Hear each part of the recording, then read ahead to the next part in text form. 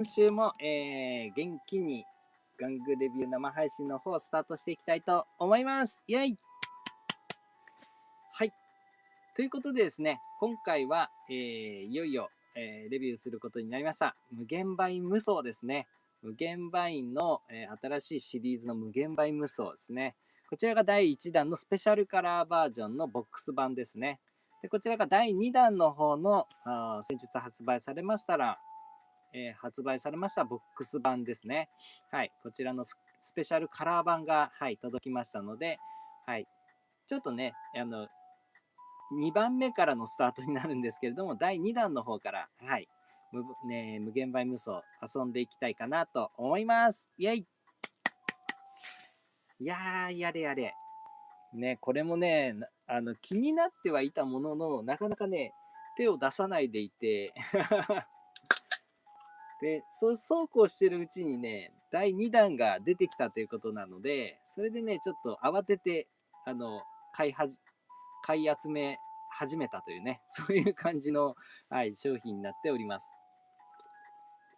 なのでね、僕もあんまりね、こう、今まで触ってきてないもんですから、うん、ちょっと今回ね、初めて一生懸命、いじくるみたいな感じになりますので、また生配信でぶっつけ本番をやるというね、いつものパターンでやっていきたいと思いますので、何卒ご容赦ください。さあ、そしてですね、今回は、第2弾の方の、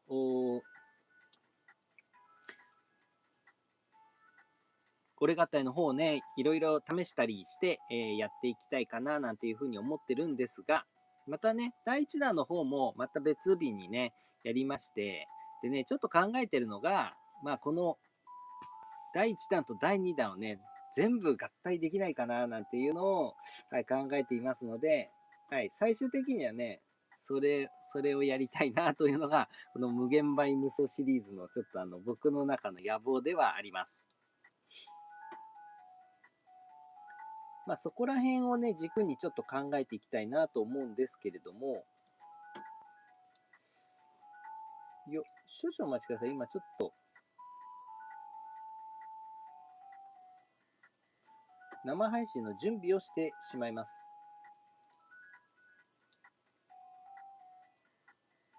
いやー、皆様いかがお過ごしでしたでしょうか。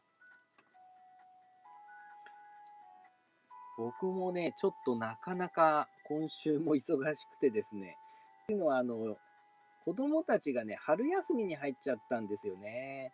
なので、もう、ずっと忙しい感じ。昼飯用意しなきゃいけないし、何やんなきゃいけない、何やんなきゃいけないばっかりで、ね、仕事もしないといけませんし、子供のこともやってあげなきゃいけないしでね、なかなか大変なんですけど、やっぱ春休みなんでね、どっかね、遊びに連れて行かなきゃいけないっていうのもあったり、またね、子供の宿題もね、見てやんなきゃいけなかったりでね、いろいろ大変なんですよね。そうそう、それでね、もう、明日は明日でね、もう朝から上野動物園に行ってきまして、でね、あさってからは今度キャンプに行ってくる感じになってですね、で、その準備もやんなきゃいけないし、もう、やることがね、うんざまんざって、ちょっとね、発狂しそう。いやー、なかなかいろいろあってですね、今週もヘロヘロになりながらここに立ってる感じなんですけれども、この時間だけはね、ちょっと、おじさんの一服タイムということでですね、だらだらと、おもちゃでもいじりながらですね、楽しんでいきたいかな、なんていうふうに思っております。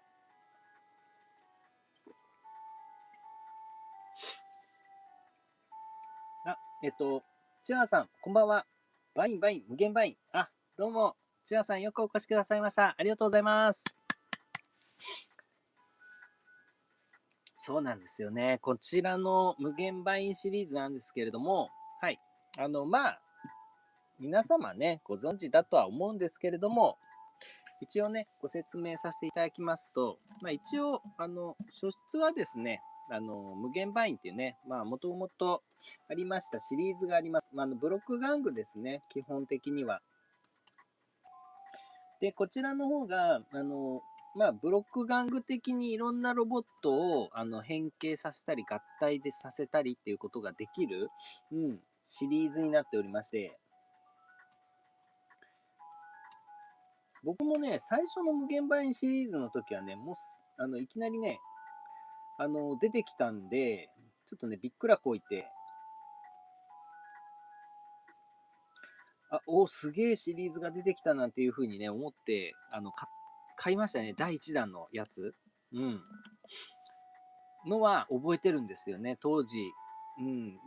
当時はね、まだまだ全然おもちゃでね、遊ぶみたいな感じではなかったので、ちょこっとオークションかなんかでパッと買ってですね、それでちょっと遊ぶみたいな、そんな感じだったんですけれどもね。それを、それが、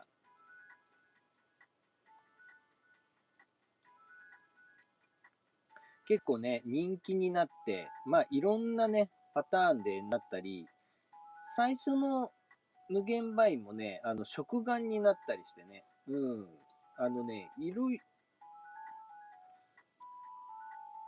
それが、そういうシリーズがあってから、今度は、あの、うーん、いろいろ難しいな。その無限バインのおもちゃのシリーズが、結構ね、好評をなしてですね、何段か続いたんですよね、シリーズが。で、その後、食玩で、展開されました無限サーガシリーズっていうのがね、出てきたんですね。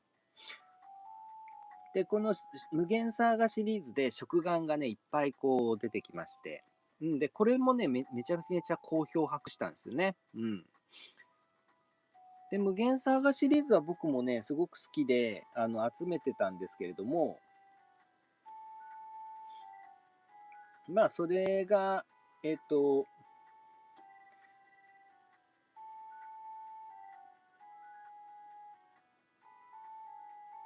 それがですね、シリーズが終了いたしまして、で、しばらくね、もう無限バインはちょっと出てなかったんですけれども、はい、去年だったっけな、はい、満を持してですね、無限バイン無双というね、新しい無限バインシリーズが、今度はですね、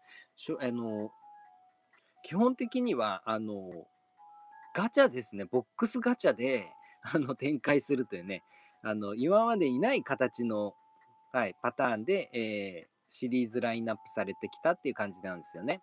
なので、本来のね、メインアイテムは、こいつが一箱で、あの、店頭に並んでおりまして、中身がわかんない状態なんですよね。で、いろんなカラーがいっぱいありまして、で、どれが出るかはわかんないっていうね。で、一箱1000円とかかなで、集められるやつなんですよね。だからね、1000円のボックスガチャってね、かなり鬼畜な仕様なんですよね。で、それでね、展開されてるんですけれども、こちらに関しましては、それらね、メインカラーの、メインで、展開されているカラーとはね、また別の特別なね、スペシャルカラー、限定カラーとして4体セットのセット箱っていうのが出たんですね。でこのスペシャルカラー版のセット箱、こちらの方を僕は買ったっていう感じで、はい。で、今回はこちらのメイン、特別カラー版の方で、ご紹介していきたいかな、なんていうふうに思っております。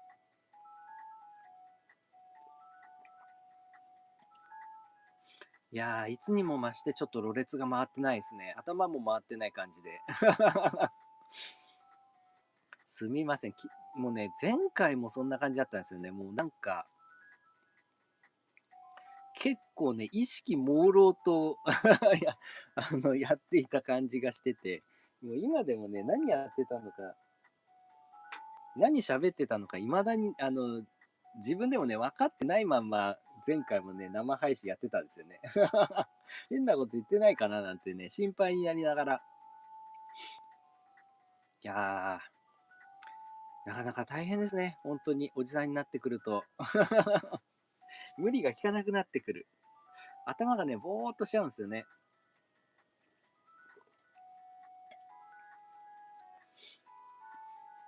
さあさあ、そんなことを言っていてもね、仕方がないので、玩具でね、遊んでいきたいな、なんていうふうに思います。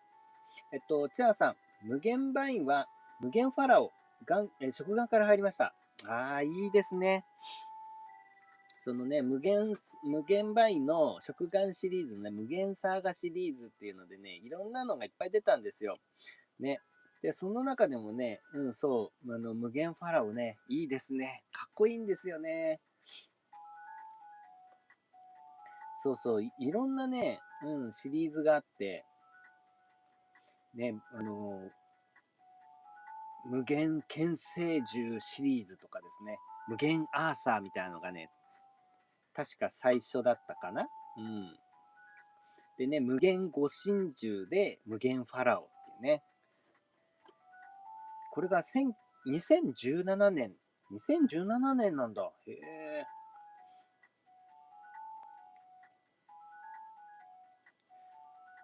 まあそういうね、無限サーガシリーズっていうね、もう合体してね、すげえかっこいいロボットになる、まあブロック玩具がね、食玩で展開されたんですよね。無限バインシリーズレーベルで。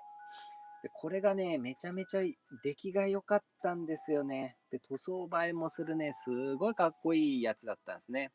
だから、そっちはね、かなり、投資も高いし、細かいパーツだしね、ちょっとお兄さん寄りというか、なんですけど、今回のこちら、無限倍無双シリーズはね、今までのその感じとはもう全然違いますね。うん。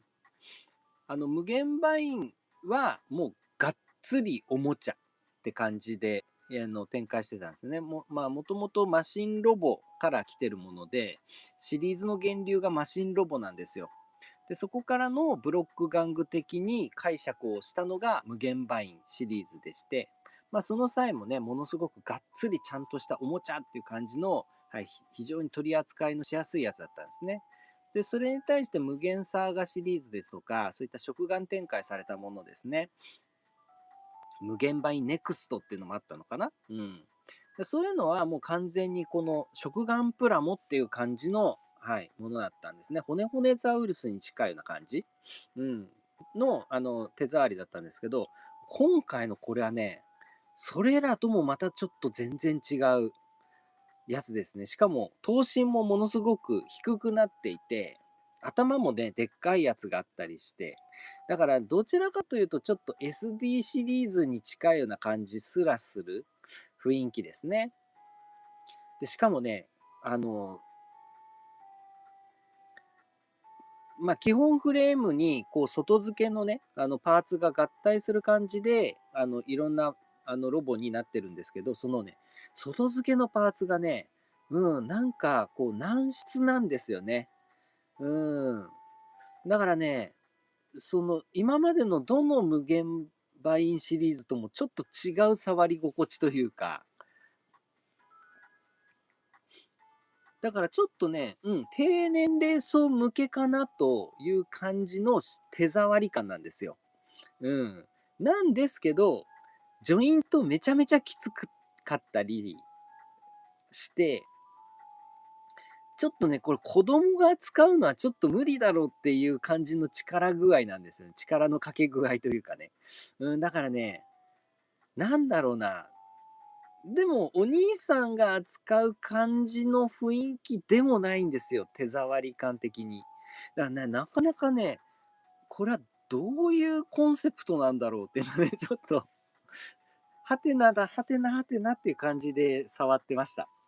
正直なところね。うん。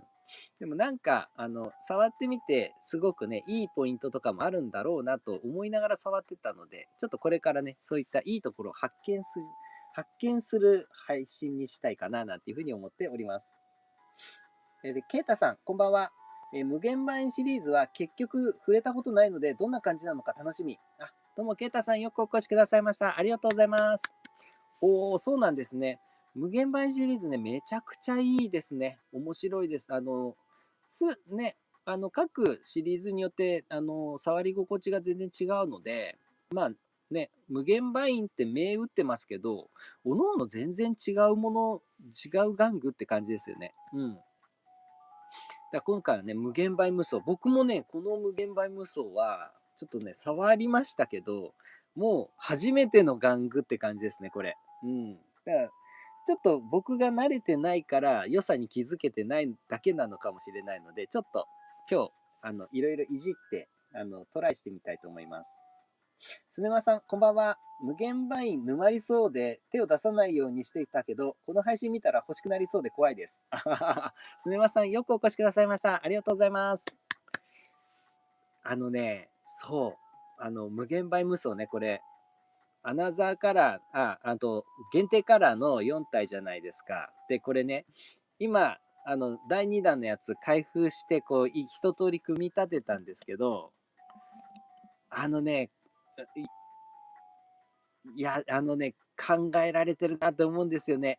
っていうのは、第1弾は、結構ね、この限定カラーのやつがほぼほぼいいんですよ。すげえいい感じなんですね。だから、ノーマルカラーよりも、限定カラー版のやつの方が全然いいなって思うような、一番かっこいいなっていう思うような感じのラインナップになってるんですけど、これね、第2弾ね、すげえ癖があるんですよ。でね、第2弾は、オリジナルカラーの方がいいな、みたいに思うようなやつとかが結構いて、うん、第1弾は、もう限定カラー持ってりゃいいかって思いますけど、これ第2弾はね、別カラーも欲しいなっていうか、別カラーでやりたいなっていう風に思わせる配色ですね、これ。うん、だからね、ちょっとこのパターン沼っちゃったらまずいなって僕も思ってます。というのでね、ちょっと僕も戦々恐々としております。山中幸雄さん、主さん皆さんこんばんは、お疲れ様です。今日は、イオンで無限バイ無双シリーズを買いました。そして今週は Amazon で無限バイ無双シリーズを買いました。山中幸雄さんよくお越しくださいました。ありがとうございます。そして山中幸雄さんからスパチャを頂戴いたしました。山中幸雄さん、いつもありがとうございます。乾杯。いろいろ無限バイ無双シリーズをいろいろお買い求めになられてるということなんですね。いや、これね、素直にガチャを言い始めるとちょっとね、やばいっすね。ちょっとやばそう。山中ゆけさん、確かに限定カラー版はかっこいいですね。そうですね。やっぱりこう、いろいろ、うん、限定カラー版もね、めちゃめちゃいいですね。いいけど、じゃあ、例えばね、第2弾とかだと、まあ、後で言おうかなと思ったら、こっちの白いやつはいいんですよ。この、第1弾もそうなんですけど、シリーズが分かれてるんですね。こっちマシン系のやつと動物系のやつで分かれてるんですよ。で、こっち動物系ですよね。で、こっちマシン系。で、マシン系のやつは白と白で統一されてるんですよね、アーマーが。で、これはかっこいいんですよ。この白統一のマシン系のやつはかっこいいんですよね。なんですけど、こっちのね、動物系のやつ、これ例えばメインっぽい感じのかっこいいやつね。なんだっけ。無限、名前があったんだよ。少々お待ちください。名前があったんですよね。はい。無限大河ですね。これ無限大河。これね、無限大河ってライオンに変形するやつなんですけど、これね、オリジナルカラーがホワイトなんですよ。で、どう考えてもね、そっちの方がかっこいいなって思うんですよね。そんで、この動物系のやつって、第1弾のやつが、ワシと、竜なんですよ。東洋竜なんですね。で、今回が、この虎と、まあ、ライオン2か虎ですね。虎と、亀なんですね。だから、これ、清流、朱雀で、白虎玄武なんですよ。死生獣なんですよね。無限死生獣なんですよ。なんで、だったら、こいつはホワイトじゃなきゃおかしいでしょってなりますよね。なんとなくね。うん。で、こいつはね、アナザーカラーかこいつは、あ、違う。こいつはね、オリジナルカラーがグリーンなんですよ。だから、オリジナルカラーの方がいいんだよな。白と緑。で、白虎と玄武ってなるじゃないですか。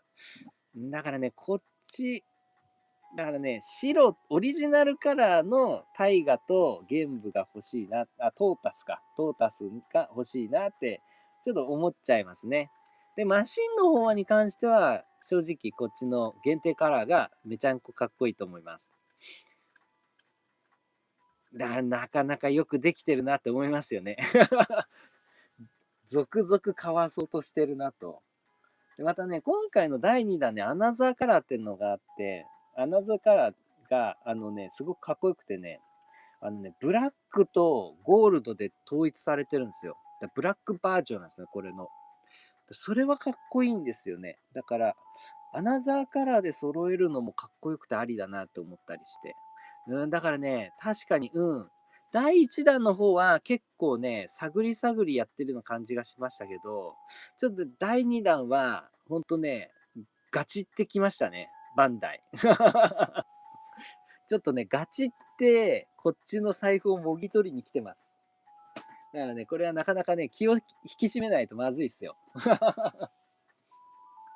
はい。ということでですね、ちょっと第2弾の方やっていきたいなと思うんですが、はい。こんな感じでですね、一つだけでもいろんなパターン組み替えて、変形させて遊ぶことができたり、2体合体でもオリジナルのね、合体マシーンとかね、ロボとか作ったりね。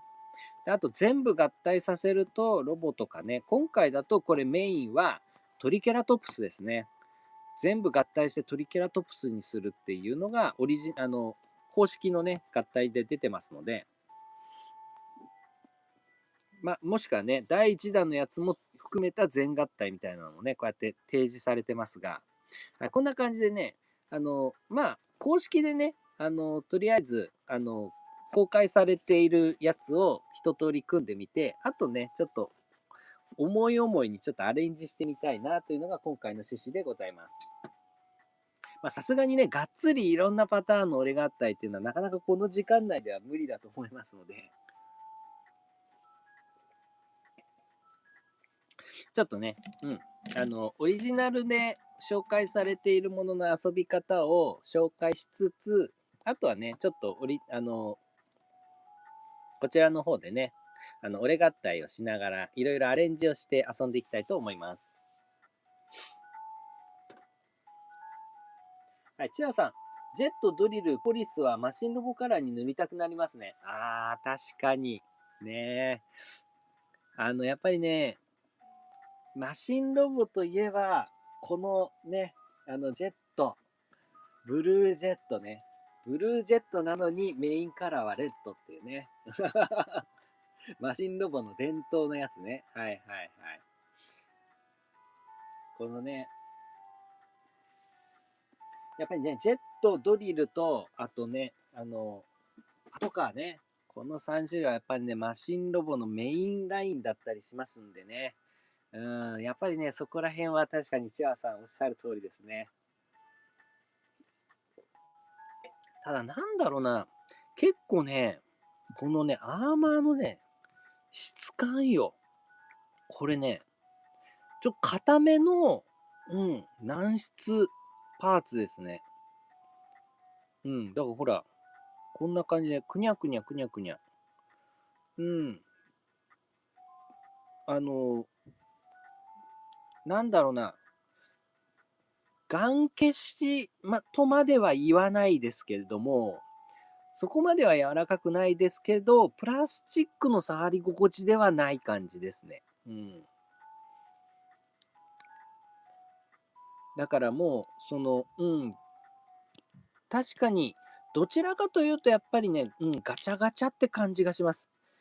豪華なガチャガチャって感じ。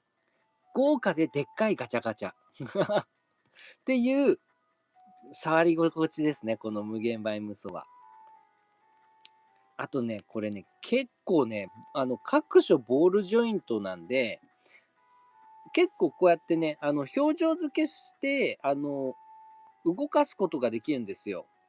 なんですけど、結構ね、硬かったり、あのね、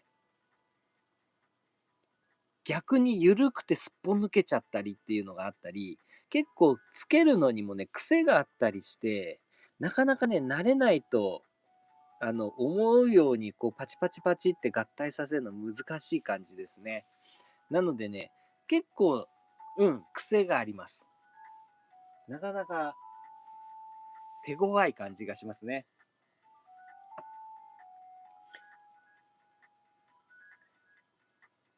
えーっと、えー、あ、チャンネル和也さん、和骨です。あ、どうも、チャンネル和也さん、よくお越しくださいました。ありがとうございます。さあ、そして、山中幸雄さん、無限タンクの限定カラー版、赤色と黒色だと、赤色の場合は、恐竜ジャーの恐竜人もしくはアバレンジャーのアバレン王を作れますね。逆に、黒色だとデカレンジャーロボを作れますね。ああ、なるほどね。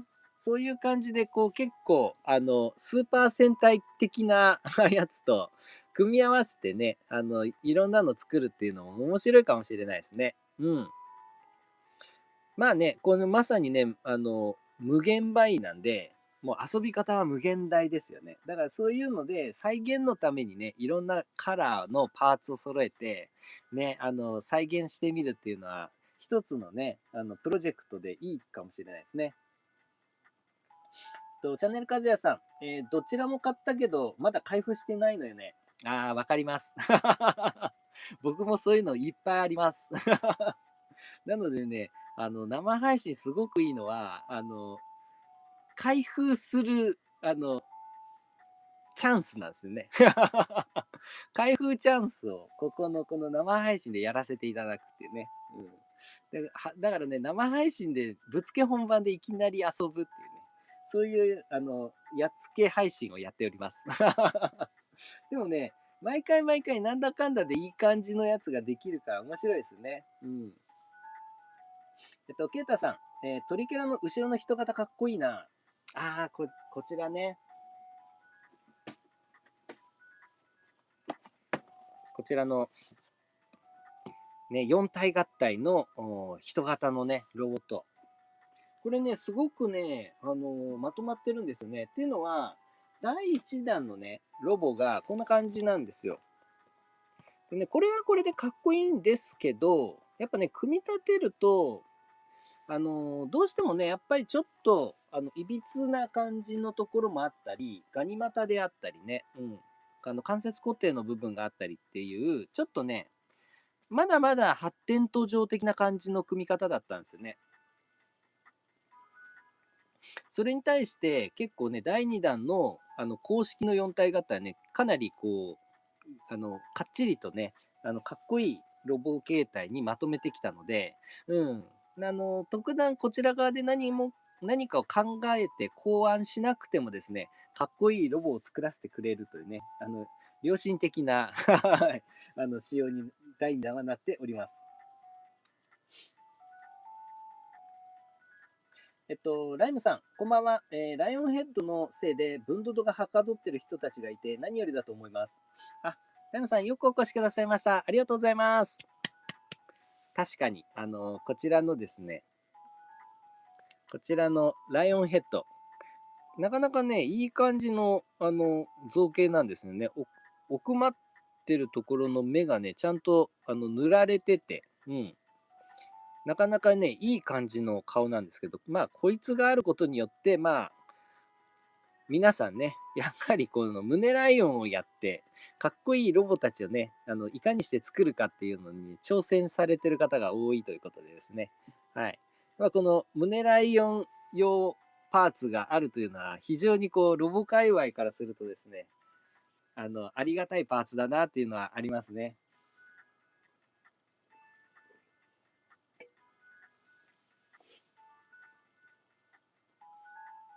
ケイタさん、軟質なんだ。そうなんですよ。でね、この軟質なんで、結構ね、最初、あの、難しいですね。合体とか、組み立てるのがね。うん。なのでね、ちょっと一つずつやっていきたいかな、なんていうふうに思います。まずはですね、無電タイガ。こちらの方からね、やっていこうかな、なんていうふうに思います。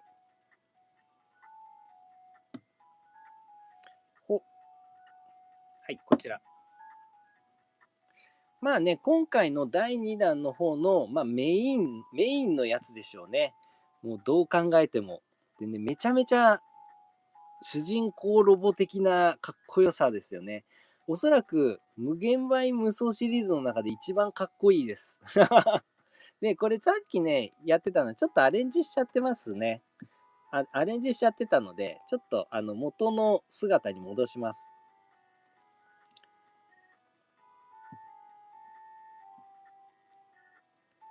よ。はい。よ。はい。こちらが元の姿ですね。なんですけど、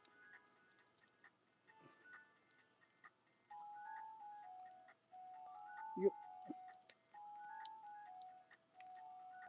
これでいいんだろうな。はい。これが、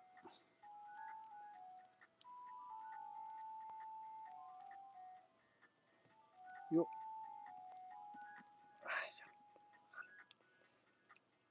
はい。こんな感じで。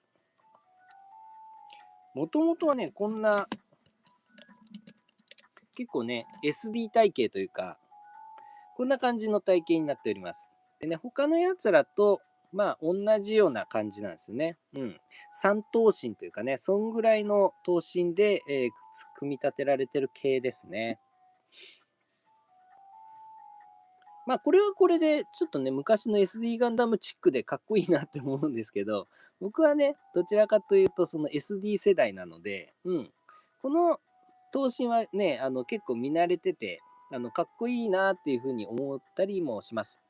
ただね、これね、で、しかも、各所ね、ボールジョイントなんで、結構こう動いてくれたりなんかしますね。ただ、先ほども言ったようにね、これ軟質な上にボールジョイントでしょ。だからね、こう、かっちりしてるとこはいいんですけど、これ、プラプラなんですよね。だこれね、で、むずいのが、あのね、これちょっとやるんですけど、こう腕のね、この共通フレームジョイントとかがあって、でね、これ、こんな感じのボールジョイント受けになってるんですけど、これね、すげえ力いるんですけど、こう横側からね、こういう風にやると、すぐパチッと入るんですよ。だから、あ、これでいいじゃんって思うじゃないですか。入ったって。肩入りましたって思うじゃないですか。これだけだとね、すぐ外れるんですよ。でね、これね、実はトラップがあって、横からこうやって入れるとうまく入るんですけど、これまだ実は入ってなくて、入れてから、さらにね、こう立てて、下から上に行くとガチッとなるんですよ。で、こうなるまで押し込まないと入ったことにならないんですよ、ボールジョイントが。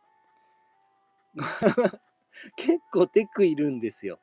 でね、これね、肘のジョイントがね、こうやってやってんですけど、全部埋まんないんですよね。で、埋めようとするとすげえ力いるんですよ。あ、これでいいのかな。でね、最後まで入れるとこうやってぐにゃってなんですけど、こうなってくるとね、軟質がちょっとね、ちょっと開いてるんですよね。え、これでいいのみたいな。でしかもね、ここまで入れると、取れなくはなりますけれども、取り回しがね、すごくしづらくなるんですよね。めちゃめちゃ硬い。これでいいのかな。なんかね、ちょっと心配になります。心配になるぐらい硬い。この軸もね、めっちゃ硬い。そう、だからね、おじさんの僕が、結構ね、おりゃーってやらないと、最後までね、はまんないぐらいきついっすね。で、ここまでやると、プラプラじゃなくなります。ただ、ここまでやるのは、かなり、あの、握力が必要ですね。なので、結構ね、なかなか大変だと思います、これ。慣れないと。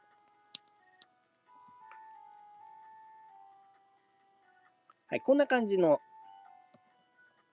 商品でして、ただね、やっぱりね、こうやって組み立てるとかっこいいですね。うん。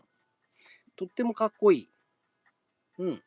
昔のね、SD ガンダムのね、武者ガンダムのね、大将軍的な感じのかっこよさがありますね。羽がね、めちゃめちゃ張り出てて。うん。第1弾のね、やつはここまでヒーローロボットしてなかったんで、デザインが。うん。第2弾のね、この無限タイガーね、うん、もう完全にヒーローロボットって感じですね。顔もね、結構かっこいい、ヒロイックな顔をしております。うん。まあね、ちょっとね、軟質なんで、こんな感じでね、あの、うん。ちょっと、ガン消しにちょっと毛が生えたぐらいの感じのエッジの感じなんですけども、ちょっとね、エッジが眠い感じはしてるんですけれども、軟質パーツなんでね、ちょっとそこら辺はご愛嬌って感じですね。でもね、すごく、質感はね、いいです。またね、ここからさらにね、組み替えて、別パターンのね、はい、動物モードにすることもできますので、ちょっとね、そちらを、はい、組み替えて、変形させていきたいと思います。山中幸雄さん、確かにかっこいいですね。ライムさん、アニマギアでも昔そんなことあったな。関節問題。あ、確かに確かに。アニマギアもね、そうそうそう、ありましたよね。難しいですよね。何が正解で何が正解じゃないかみたいなところもありますしね。で、今回のこれに関しては、おそらくここまで突っ込むのが正解なんだろうなと思いつつ、結構ね、大変だと思います。で、しかもこれ、つけたり取ったりっていうのがメインの遊びになるじゃないですか。その、一回のこのカチリンカチリンが、すげえストレスになるぐらい硬いっていうのは、ちょっとこのブロック玩具としては何ともかんともって感じはしますよね。うん。チアさん、少しカバヤ食玩のロボのニュアンスを感じます。確かに。カバヤもね、そうですね。そうですね。確かに確かに。カバヤの食玩、やっぱりね、ちょっとね、エッジが眠かったりするんですよね。まあ、そりゃそうだって感じなんですけどね。うん。まあでもね、こっちはね、まあまあ、一個だけでもいい値段してるんでなかなかそこら辺で考えるとね、かばやさんがなんて素晴らしい商品を出していたんだろう、みんな、今までっていうね、そんな感じもしなくはないですね。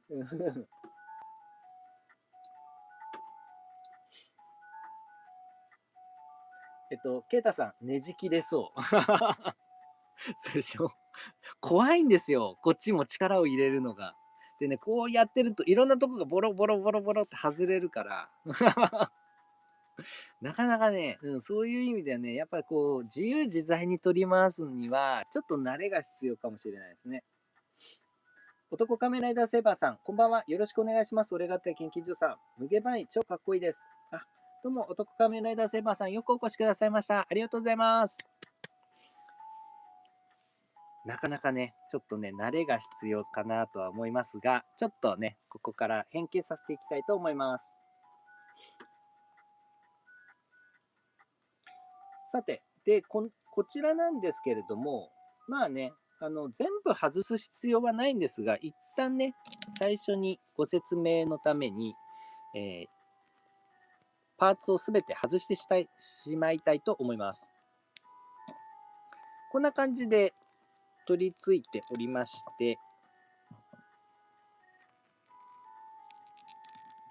よいしょ、よいしょ。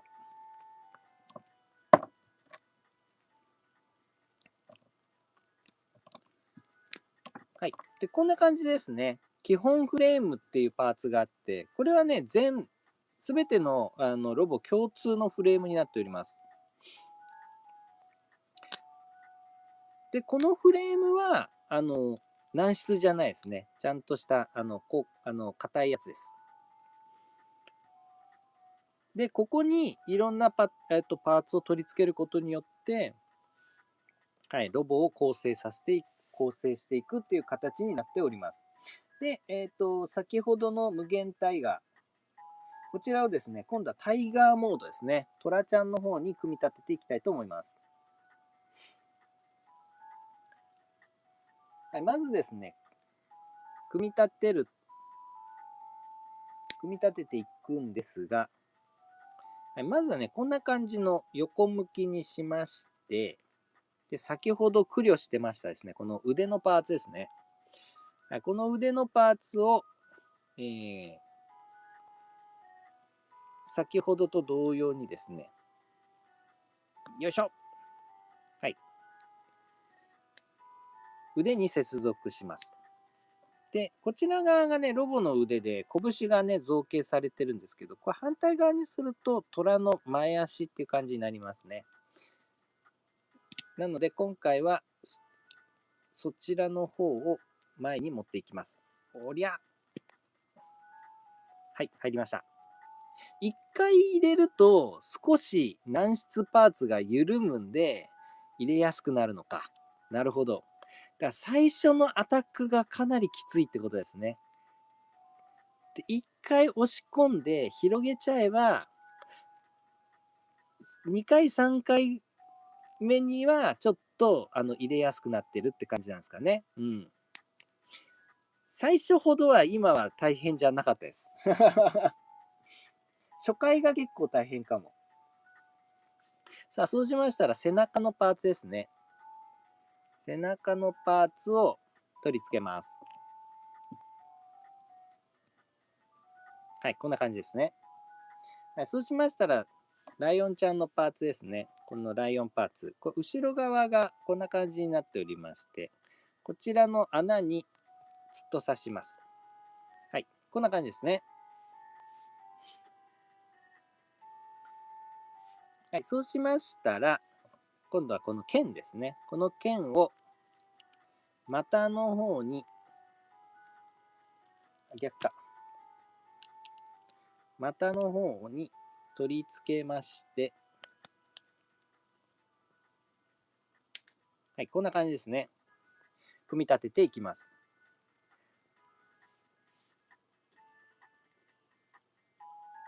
はい、そうしましたら、この背面ですね。底面ですね。この底面に、はい、頭部の方を取り付けます。よいしょ。こんな感じ。うん。そうしましたら、今度は足ですね。足パーツをこちらに接続。うん。こちらも同様に接続です。こんな感じですね。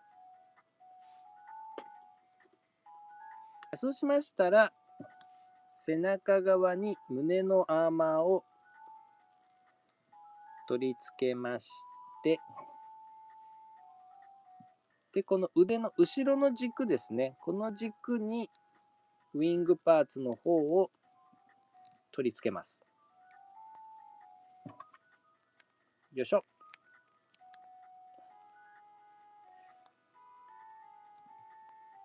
さあ、これで完成。無限タイガー、アニマルモードだ、イェイ。おー、いいですね。ちょっとこれ、もうちょい下げますか。よいしょ。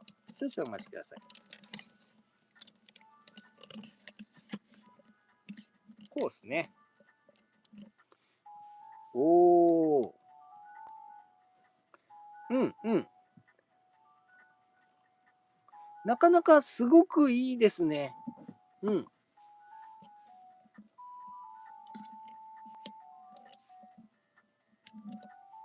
めっちゃかっこいい。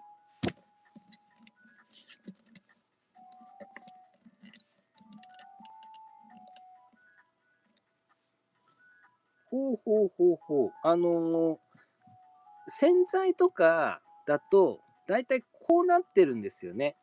こういう感じ。まあ、これもいいんですけど、しっかりかっちり変形してるって感じがしていいんですけど、まあ、せっかくね、ブロックで、ボールジョイントでね、結構動くんで、こういう感じでね、角度をちょっとアレンジしてあげると、うん、思ってたよりも全然かっこいいですね。すげえちゃんとライオンしてるというか、トラしてます。ねえ、これかっこいいですよね。うん。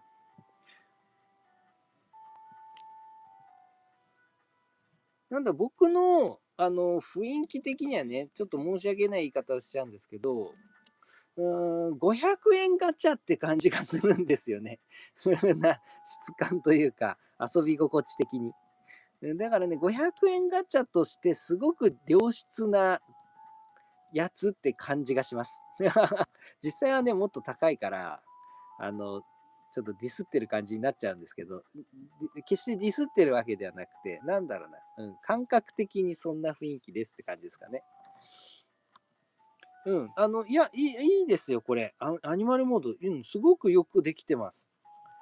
ね、先ほどのロボットも、モードもすごくかっこよかったので、いや、無限タイガー、やっぱりこのメインを張るだけあってですね、すごくかっこいいですね。うん、単純に。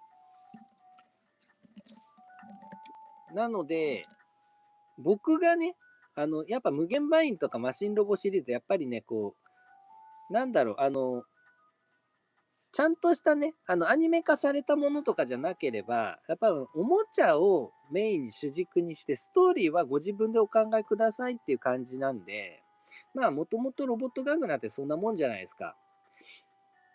で、僕の中で、この無限バインシリーズをね、自分の中でこう、設定とかを構成するとするならば、やっぱ主人公メカはこいつになるでしょうね。普通に考えてね。うん。それぐらい当たり前にそうなるぐらいのかっこよさはあると思います。で、ここからまたロボットの方に戻していきたいと思います。ね、まずはここら辺のパーツを取り外していきます。はい。で、そうしましたら、この剣を取り外すと。はい。ここまではパーツを取り外します。で、そうしましたら、腕をぐるっと回転。はい。で、ここからおのおの外したパーツを取り付けていくって格好ですね。軟質がやっぱりこれは肝ですね。軟質だからすごく破損しにくいし、うん、なかなかね、こういろいろなパーツを取り付けて遊ぶっていうことにまあ、適した素材なんだろうなとは思いますが、それゆえにちょっと質感的にチープな感じに見えてみたり、あとは最初入れる時にものすごくね、キツキツで入れなきゃいけなかったりと、なんか一長一短ある感じがしますね。さあ、そして腕にシールドとして、えートラヘッドパーツをつけたら、で、ヘッドを取り付けたら、これで完成。はい。無限大河です。で、ここからちょっとアレンジしていきます。やっぱりですね、これ SD 体験もいいんですけれども、せっかくなんでね、この足こう二重にして、こう前に二重に飛び出てるんで、僕はやっぱりこうしたいですね。足は。こんな感じで伸ばして、5頭身ぐらいにしたいかなと思います。こうするとね、どうしても設置性が悪くなっちゃうんですけど、だいぶ。うん。なんか設置性を良くする。こうか。で、ちょっと背中が寂しくなっちゃいますけど、背中のヘッド、ブースターパーツを足とかに取り付けて、こうすると、だいぶ設置性が高まって良くなるかな。うん。で、剣もこうやってまっすぐにするよりかは、こう直角に立てちゃった方がいいかなと思いますね。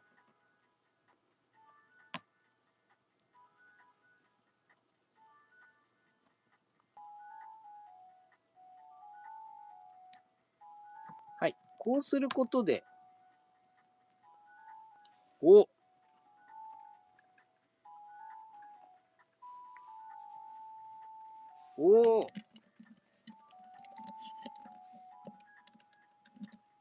これで、なんか正当にかっちょいい。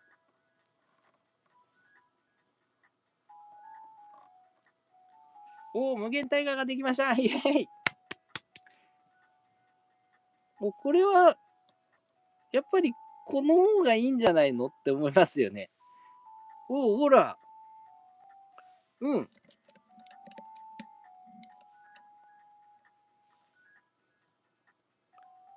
こんな感じですよね。うん。いや、これかっこいいな、すごく。ね。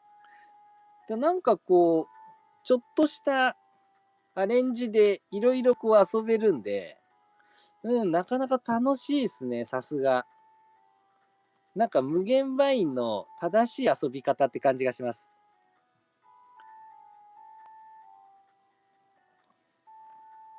なんかこう、大行にいろんなことをね、カロリー使って一生懸命、こうやって、ああやって、これができなくて、あれができなくて、みたいな感じを、いきり立ってやらずとも、なんかちょっとね、手持ち無沙汰の時にちょっとパチパチパチなんつって、遊べる感じのポテンシャルは持ってますね。うん。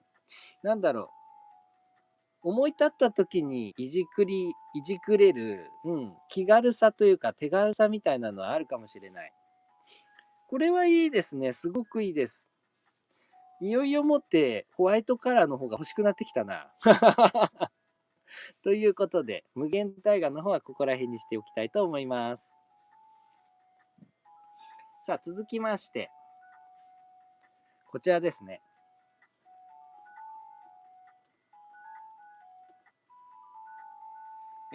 続きましては、ドドン無限チェイサー。こっちの方をやっていきたいと思います。今度はね、マシン系のやつになります。で、こちらの方はね、マシン系と、あの、動物系でね、このマークが違うんですよね。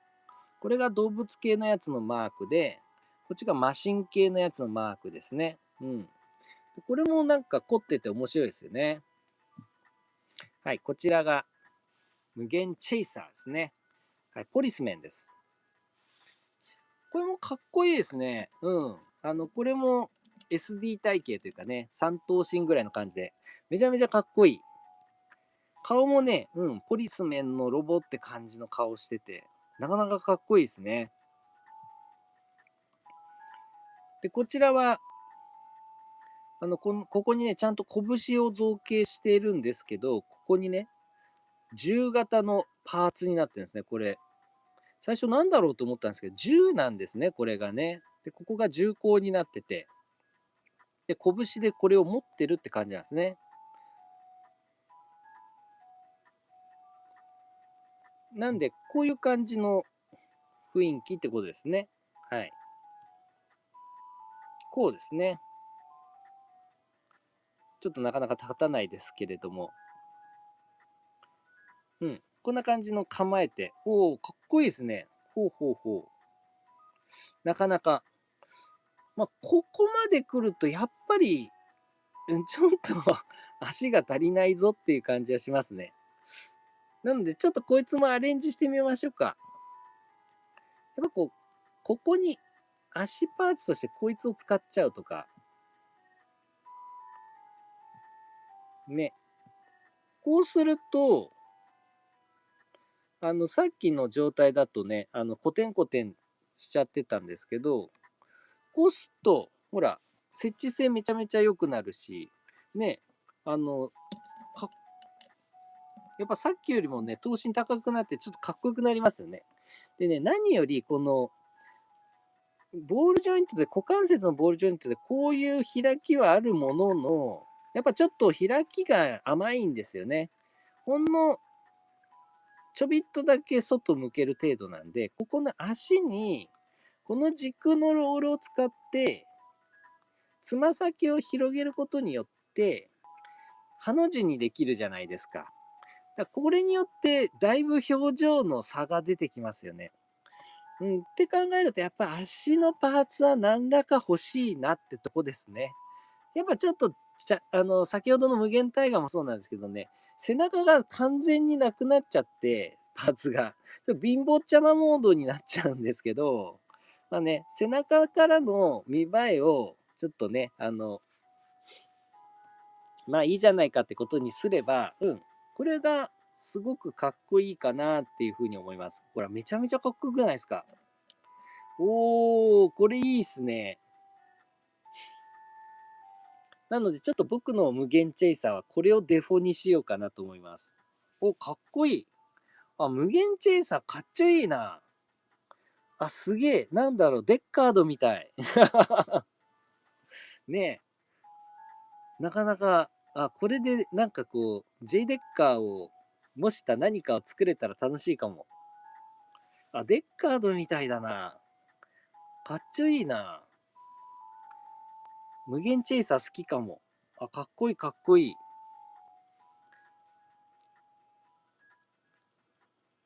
や、これはめちゃめちゃいいです。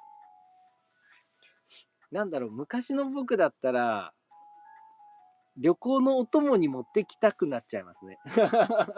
で、暇な時にパチパチパチパチ組み直して変形させたり合体させたりするというね、そういう遊び方ができるかも。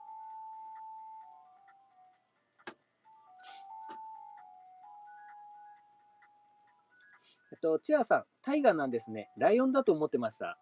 そうなんですよね。こいつはね、虎なんです。実は。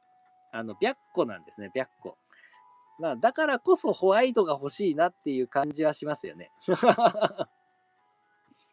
っとね、ブルーなんですよね。ちょっとこう、だからといって白が欲しいとか言ってガチャり始めると沼っちゃうんで、ちょっとね、難しいところですね。ちょっと割高でもオークションで落とすかみたいなね。うん、そんな感じはしますね。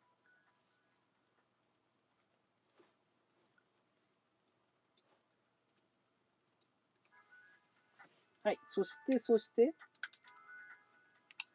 チアさん。あ、ケイタさん。サイズ感かわいい。あ、めちゃめちゃね、SD 体型のやつね。ほんとそうですね。僕はもう完全にこの SD ガンダム世代で、初代、最初の方を通ってたものですから、やっぱこのね、かっこいい五頭身とかになる前のね、三頭身、まんま三頭身の頃、下手したら二頭身ぐらいの時のやつですね。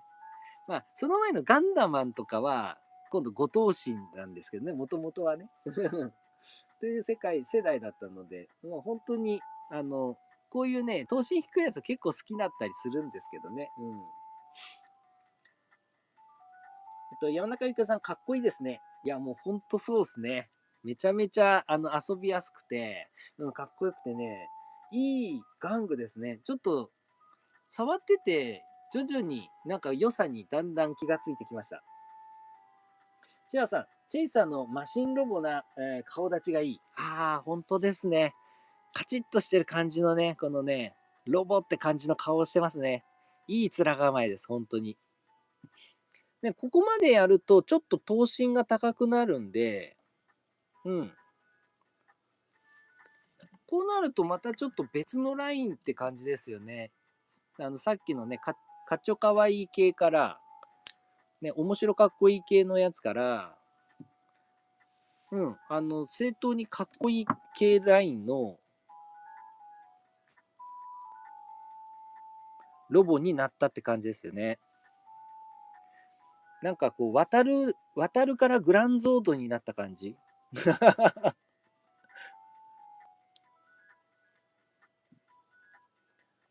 こんな感じですよね。うん。おー、かっこいい。マシン系のやつの主人公ロボで、動物系の主人公ロボって感じですね。おー、いいですね。あ、なんだろう、この2体はめちゃめちゃ気に入りました。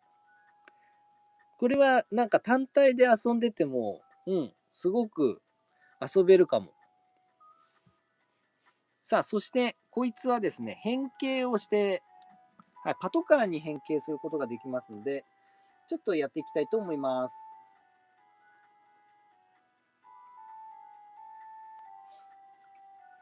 はい、で、こちらのね、チェイサーの方は、とりあえず全ばらしです。取り付いているパーツをとにかくすべて全ばらし。よいしょ。よ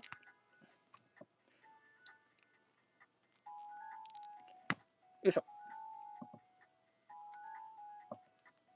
はい。そうすると、この基本フレームの方が出てきます。で、こちらの基本フレーム出てきました。うわ、怖い音する。はい。足を前に向けて、お座りモードにしておきます。そうしましたら、この肩のフレームですね。肩のフレームは取っちゃいます。うわ、怖い。結構ね、この肩のフレームがね、厄介なんですよね。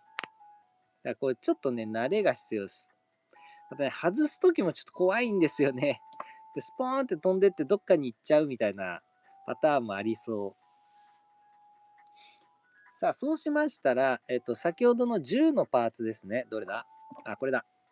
この10パーツ。この10パーツひっくり返しまして、で、ここに、えーっと、これが腕パーツですね。はい、この腕パーツを両サイドに合体させます。こうやって合体させると、はい、これが、はい、車のフロント部分になるんですね。なかなかすごい辛い位置感。これ素晴らしいですね。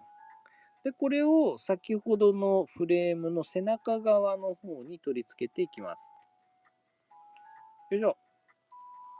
はい、取り付きました。すげえかっちりしてる。しっかりかっちりって感じですね。ほうほうほう、これは素晴らしい。はい、そうしましたら、今度はこの胸のアーマーですね。この胸のアーマーを天面に取り付けることで、今度これがパトランプになるわけですね。ははは。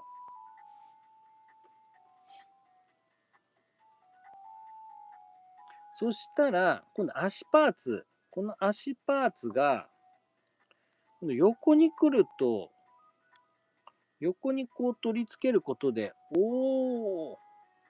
側面のパネルになるんですね。へえ、これは面白い。ね、これちゃんと辛い位置感ありますね。はあ、これすごい。はい、そうしましたら、股間のパーツですね。お股のパーツに、はい、頭をここにこう組み合わせて取り付けます。はい。で、そうしましたら、この背面の部分に差し込みます。勝てうわ、ほら、指がこうへっこむぐらい痛いです。最初だけかもしれないですね、この買ってのは。はい。で、背中に差し込みましたら、はい。背面のパーツですね。先ほど僕が足首にしたパーツ。で、これを足のところにこう組み合わせると、おー、ウィングですね。はい。背面のパーツを構成することができます。で、こいつの肩パーツに関しては、ちょっとね、ご愛嬌というかね、入れるとこないんですけど、一応こういうところにこうやって取り付けてくださいみたいに書いてありました。なので、ちょっとまあ、ここに取り付けておきます。ね。さあ、これで完成。無限チェイサー、パトカーモードだイェイおーこれは素晴らしい。うん。すげえしっかりパトカーっすね。いや、パーツのね、構成ですげえね、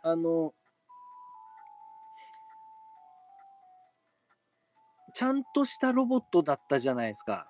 それがね、パーツをね、いろいろ組み合わせることによって、フレームメインだったロボが、ちゃんとしっかりと、ね、大部分を覆われている、ちゃんとしたかっちりした、車の形状になりますよ。ね、しかも車としてもすごいまとまってますよね。へえ、これは驚いた。かっこいいですね。かっこいい、かっこいい。いや、チェイサーいいな。チェイサーすごくいいです。僕ちょっとこれ、チェイサー気に入りましたね。こいつを軸になんか合体ロボを作りたくなるぐらい、うん、すごくいいロボ玩具ですね、こいつは。楽しい。うん。で、このね、軟質のチープなこの手触り感がですね、なんかいろいろやってやろうっていう気にさせてくれますね。うん。なるほど。そういう良さもあるのか。軟質パーツをこう使うメリットっていうのが。なんかこういろいろ組み合わせるときに、なんだろう、心理的障壁をちょっと抑えてくれてるんですかね、この軟質が。だからこう、いろいろ、幼児玩具で遊ぶような感覚で、ブロックでね、遊ぶ、そういう感じを出してるのかな。ということで、まずは無限チェイサー、こんなところでございます。無限チェイサーいいな。だいぶ気に入りました。さあ、そして、次が無限ドリルですね。ババン。無限ドリルの方を、変形させて、ご紹介していきたいと思います。はい。こちら無限ドリルは、なかなかね、そのままの状態でも、結構の下駄パーツあるんで、等身高いですね。等身高いんで、結構かっこいいっす。うん。かっこいいですね。ちょっと等身高く。ただ、他のね、今紹介した2体に比べて、頭部がだいぶでかいんですよ。だから、あんまり等身高く見えないというかうん。で、また、せっかくなんかこう、色付きのパーツがあるのに、これ背面に持ってきちゃうのもったいないよな。うん、これはこれですごくかっこいいんですけど、ちょっとアレンジしたいなと思います。で、これは武器パーツなんですね、武器。何の武器なのかよくわかんない。斧かな斧っぽい感じの武器にしてるのかななので、ちょっと、ここからね、ロボモードの状態で、ちょっとアレンジしたいと思います。これを外して、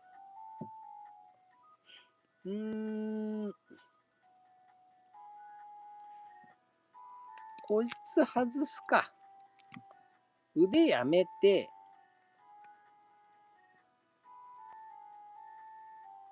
こいつを下駄にしますか、足に。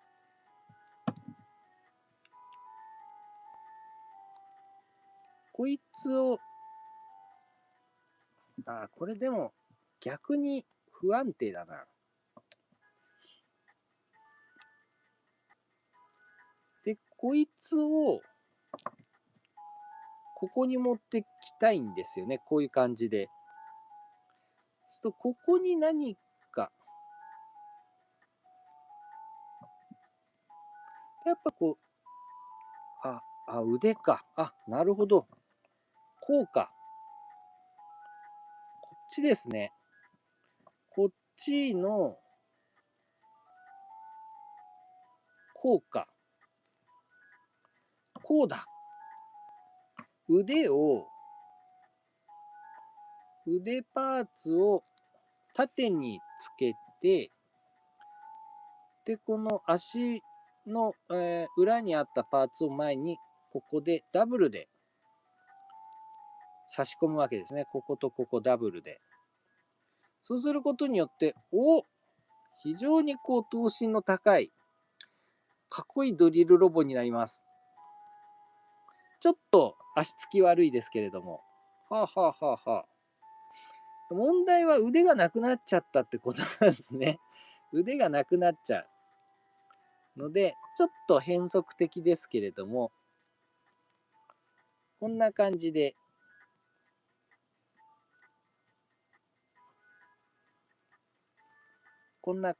どうでしょうか。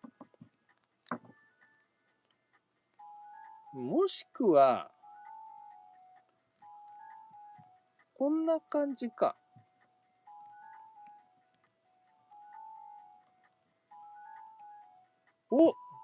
さあ、これで完成。アレンジ版ドリルロボだ。やばい。無限ドリル。これかっこよくないですか？すげえかっこいい。いいじゃん。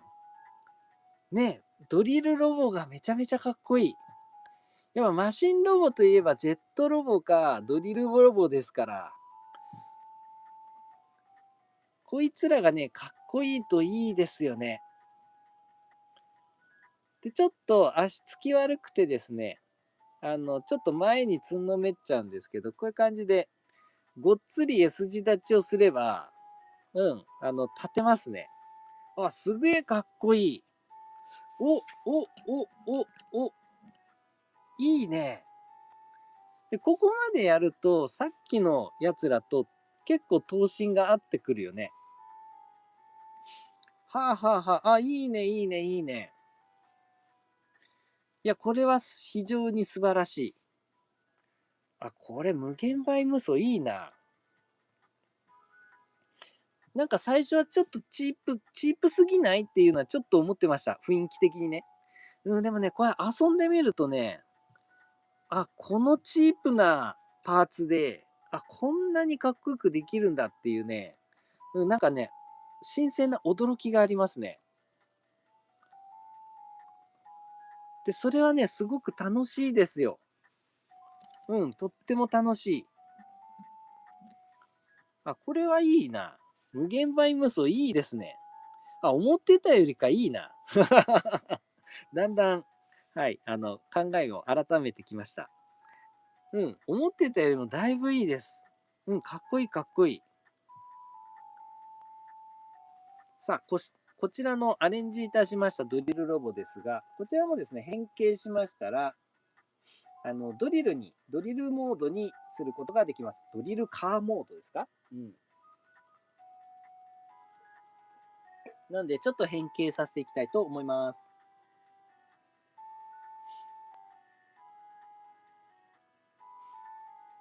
はい。こちらの方は先ほどの、チェイサーと同様にですね、基本的なパーツはすべて外してしまいます。はい。そうしましたら、こちらも肩パーツを外す。うわ、買っていった。これね、肩パーツ外すの痛いんだよな。ほら。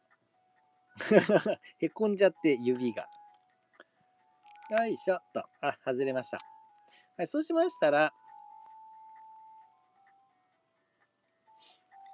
こちらのですね、股の方に、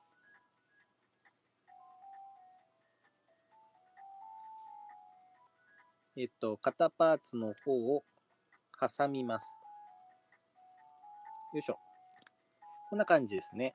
こんな感じで股に挟んでおきます。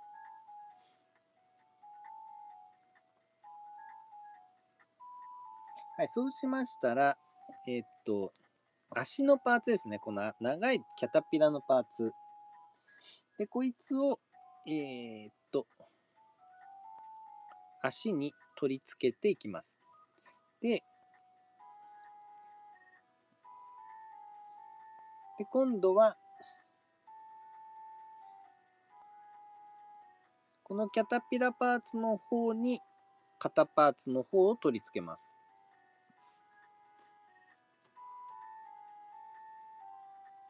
で、これだ。反対側の方も同様に取り付けて、よっ、ここに挟み込むと。はい、こんな感じですね。うん。ほうほうほう。こんな雰囲気の組み合わせ方なんだ。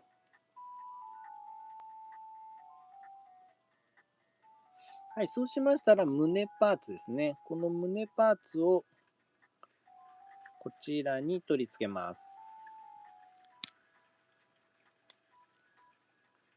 ほうほうほう。はい、そうしましたら、足のパーツですね。足パーツをこちらに取り付け。取り付けです。はい。こんな感じですね。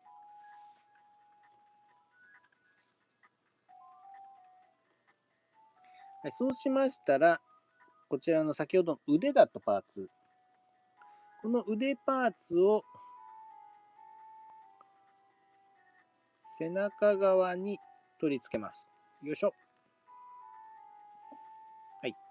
こちらも同様ですね。背中に取り付けます。おお。これでつながって、長いキャタピラなんだ。になるんですね。で、武器パーツの方を両サイドに取り付けます。こちらも同様ですね。両サイドに武器を取り付け。よいしょ。最後にドリルを取り付けたら、さあ、これで完成。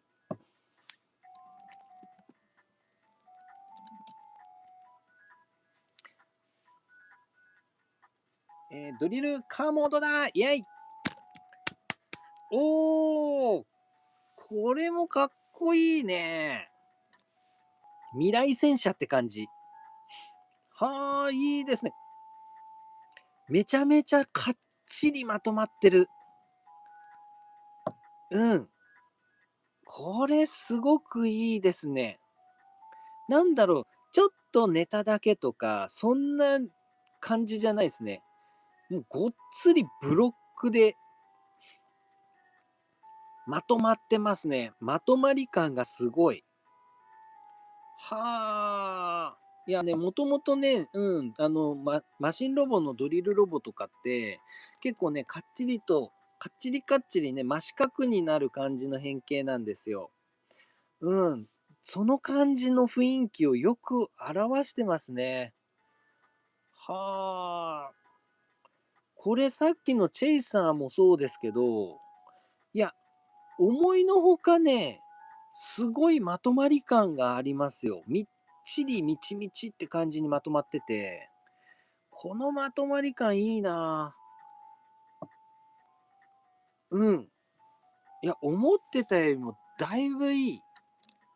このマシン形態。はあ、これ素晴らしいですね。うん。いや、これはちょっとね、素晴らしいよ。そしてね、このカラーリングいいですね。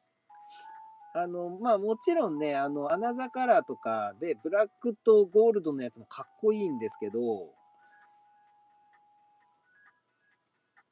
いや、これね、白はめちゃめちゃいいです。この白でね、白と金ので統一されてる感じ。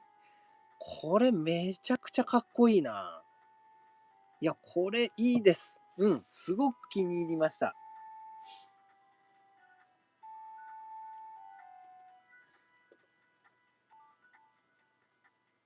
さあ、そして、最後ですね。無限トータス。こちらの方やっていきたいと思います。ドドン。はい。無限トータスですね。カメちゃん。はい、こちらも、ちょっとね、頭部がね、めちゃくちゃでかくて、一応ね、こう足パーツつけているから下駄履いてるんですって、頭身ちょっと高くなってるはずなんですが、やっぱりちょっとね、三頭身というか、頭がでかい分ね、三頭身っぽくなっております。でね、これね、何が大変かっつうと、これ後ろにね、甲羅背負ってるんですけど、甲羅背負ってんですけどね、この甲羅とこの肩のパーツのね、軸が干渉しちゃうんですよ。だからね、これまっすぐ下に下ろせないんですね。うん。だからね、なかなかこう、難儀な感じのロボモードだったりします。なので、ちょっとこちらもね、早速ですけど、アレンジしていきたいと思います。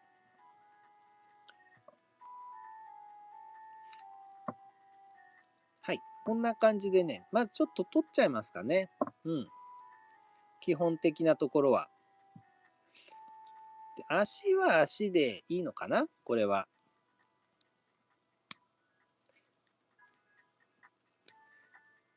で、フロントパーツが、足のフロントパーツがやっぱないのはね、寂しいんで、フロントにこういう風につけますかね。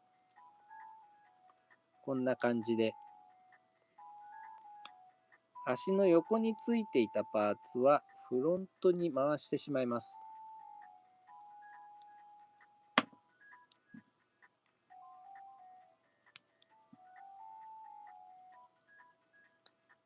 でもこれ干渉すんのか。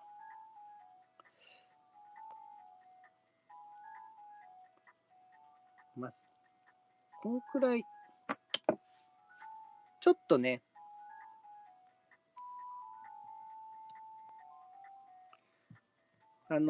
軸がね、軟質なんで少しこう前にたわませる感じになるんですけど、こんな感じになるとかっちょいいのかななんていうふうに思います。で、よで、これですね。当該問題は。これ外して、こうしちゃうかな。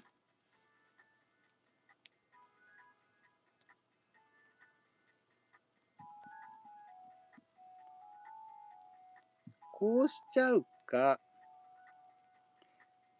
こうはできないか。ええ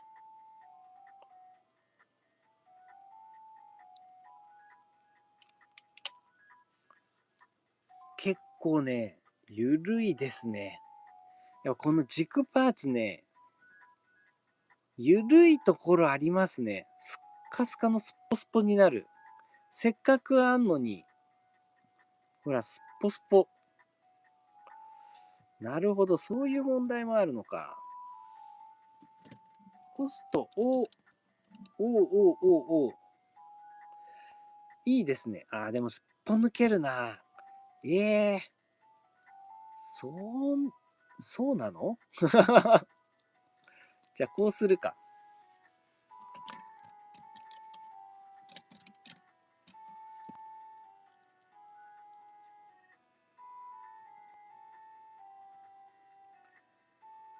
こうかな。こういう感じ。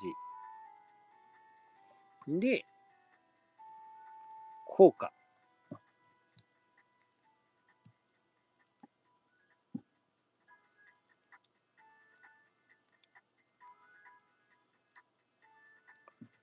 で、こいつが、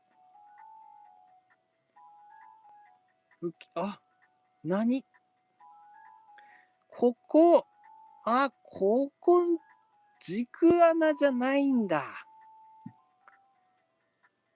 なるほど。こいつね、むずいですね。せっかくあったと思ったのに。じゃあ背中にこうしよう。こうですね。ちょっと曲がってるけれども。さあ、これで完成。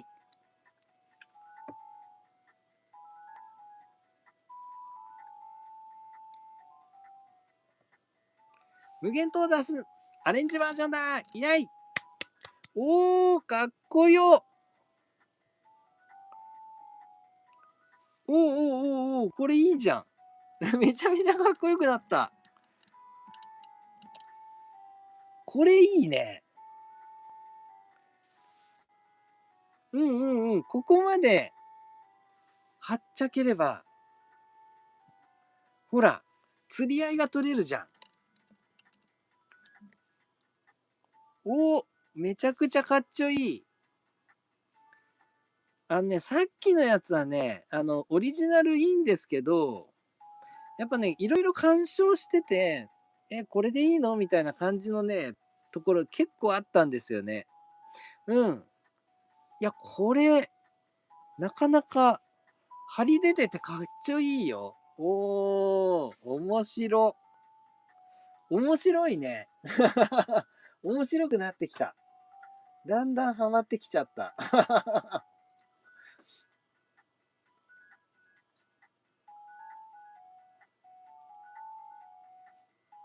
いや、これ、タートスいいですね。これ、タートス僕ね、めちゃんこ今気に入ってます。なんか、この角いいっすよね。この角がなんかこう大将軍っぽさがあっていい。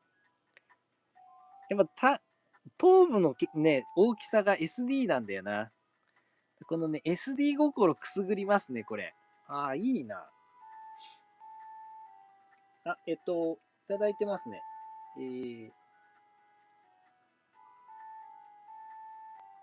男仮面ライダーセーバーさん、アレンジ版無限ドリル超かっこいいですね。わかります。ありがとうございます。先ほどのやつですね、ドリルの。うん。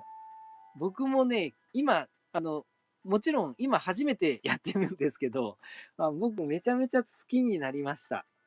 すげえかっこいい。無限ドリルがグランセイザーに登場したガントラスに、似てますね。なるほど。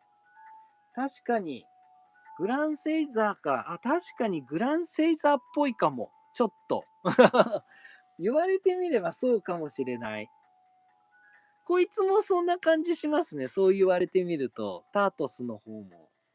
トータスタートスどっちトータスですね。トータスも。チャーさん、ドリル戦闘車の安心感たるや。確かに。こいつね、こいつめっちゃいいね。もうね、このね、カチッとしたまとまり感いいよね。で、ドリルね、ドリル。このね、ドリルがいいんですよ、ドリルが。マシンといえばドリルですよね、ほんと。男心くすぐる。でね、特段ないんですよ、コックピットブロック的なところが。だけど、遠目で見ると、このね、フロントの、この金色のパーツが、遠目から見ると、ちょっとね、コックピットっぽく見えるんですよね。うん、だから、ああ、なかなかアレンジの妙だねっていうのはちょっと思いました。なんか心の目で見ると、ここになんかね、乗り込んでこうね、フロントグラスがあるように見えますもんね。なんとなく、心の目で。いや、なかなか考えられている非常に素晴らしいマシン形態ですね。ケイタさん、どのアレンジもいいですな。ありがとうございます。いやー、楽しい。うん。ちょっとアレンジしてるだけなんですけど、それだけでもめちゃくちゃ楽しいですね、これ。そっか、まだ、こいつをあれにしてない。亀ちゃんにしてないですね、まだ。ということで、こちらのトータスの方を亀モードの方にしていきたいと思います。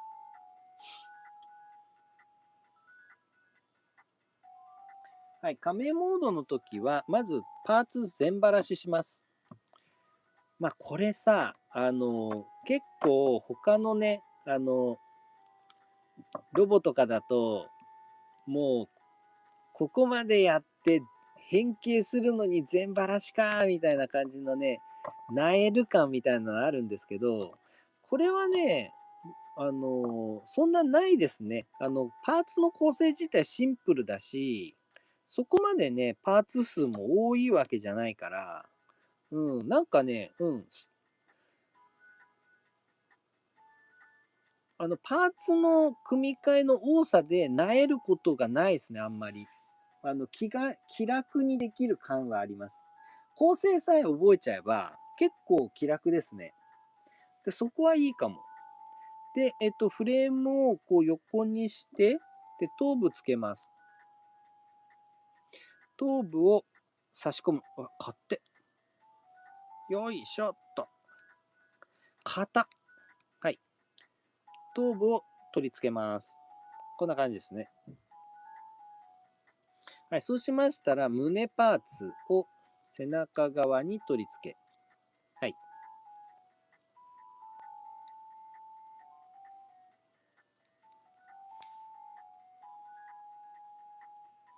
そうしましたら、武器を尻尾パーツとして取り付けていきます。足に挟む格好ですね。よっ。こんな感じです。はい。そうしましたら、今度はこちらのパーツですね。はい。このパーツ。先ほどの胴体にくっつけてたパーツですね。このパーツに、はい、甲羅の両サイのパーツを取り付けて、こんな感じですね。で、これを背中に取り付けます。5本で取り付けるんですね。すごい。めちゃめちゃかっちりと取り付きます。はい、こんな感じですね。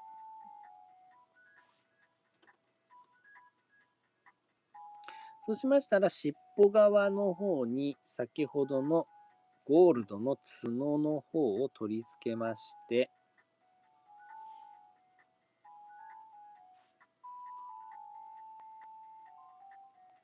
はい、そうしましたら、足ですね。これか。こちらの足パーツ。これを、この型のフレームパーツをもう一回外します。わあ、この作業は嫌かも。結構指が痛い。そうしましたら、腕のところに足のパーツを取り付けます。よいしょ。はい、取り付きました。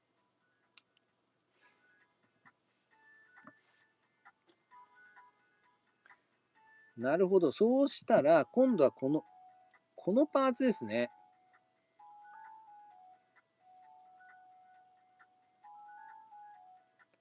このパーツの、こっちか。ここだ。ここに、先ほど外した肩パーツを取り付けるんですね。なるほど。こうか。よいしょ。いって。硬くて痛い。おお、はまった。多分初回だけなんでしょうね。この硬くて痛いのは。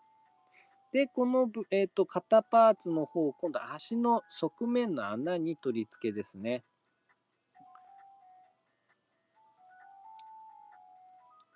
これで後ろ足が完成と。で、残ったこのパーツを天面に取り付けまして、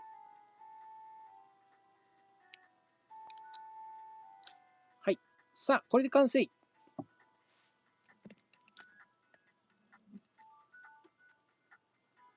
トータスモードだイェイおーこれもすごくしっかり噛めちゃんですね。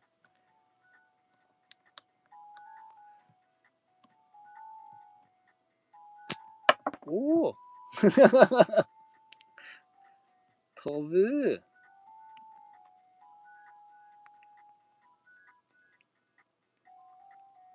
うん、やっぱりね、なかなか最初取り付けるときにね、難儀します。うん。でもなかなか、かっこいいんじゃない？カメちゃんとしてすごく正当にかっこいいと思います。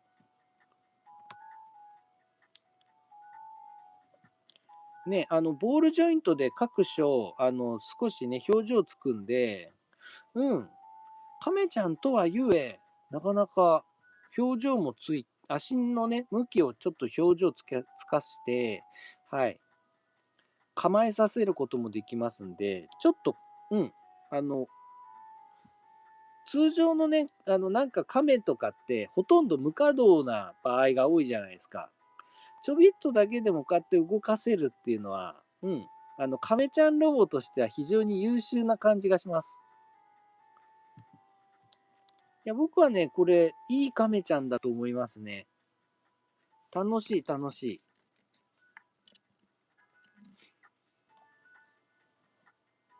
はい。ということでですね、こちら亀ちゃんにすることができましたので、さあ、これで4体すべてご紹介することができました。なかなか、なんだ、僕結構ね、この4体を変形させるだけだったらね、全然時間足りぬ、余っちゃうなーなんて思ってたんですよね。意外とこの4体やるだけですげえ時間経ちますね。これは計算外。しまったな。なので、ちょっと、公式の合体ちょっとやっていきましょう。このままだと結構時間足りなくなる可能性があり。本当はね、ちょっといろいろやりたかったんですよね。この2つだけで合体。この2つとこの2つで合体みたいな。そんで、そうするとさ、ほら、構成的にね、こっち側のやつがさ、その死生獣じゃないですか。で、死生獣が各々変形するじゃないですか。で、これ合体するじゃないですか、2体で。なんかこの死生獣2体が合体の組み合わせっていうのが、流行王とかのスパロボのね、あの感じをちょっと彷彿とさせる感じがあって、この死生獣二体合体っていうのすごくいいなっていうのがちょっと僕の中であったんですよ。なんでちょっとこいつら二人で合体させたいなとか、ちょっと思ってたんですけど、一旦ね、時間がなさそうなので、ちょいちょい、おいおいやっていきたいと思います。ね、で、2体、公式でもこの2体で、なんか、でかいビークル作るみたいなのがあるんですけど、まあ、ちょっとそれもやろうかななんて思ったんですけど、ちょっとね、時間なさそうなんで、いきなりもうメインの4体合体の、ちょっとトリケラトプス作り始めたいなと思います。これもね、意外とね、時間かかりそうなんですよ。はい。ガンガンに組み合わせていくんで。なので、ちょっと、はい。ケツに火がついてまいりました。だらだらやってたら。はい。でもね、一個一個ね、こうやって遊ぶの楽しいですよ。アレンジで。まずはね、ちょっと、パーツ全ばらしです。パーツを全ばらしにしていきたいと思います。パーツ全ばらし。で、フレームパーツとアーマーパーツの方に分けてやっていきたいと思います。なるほど、そっか。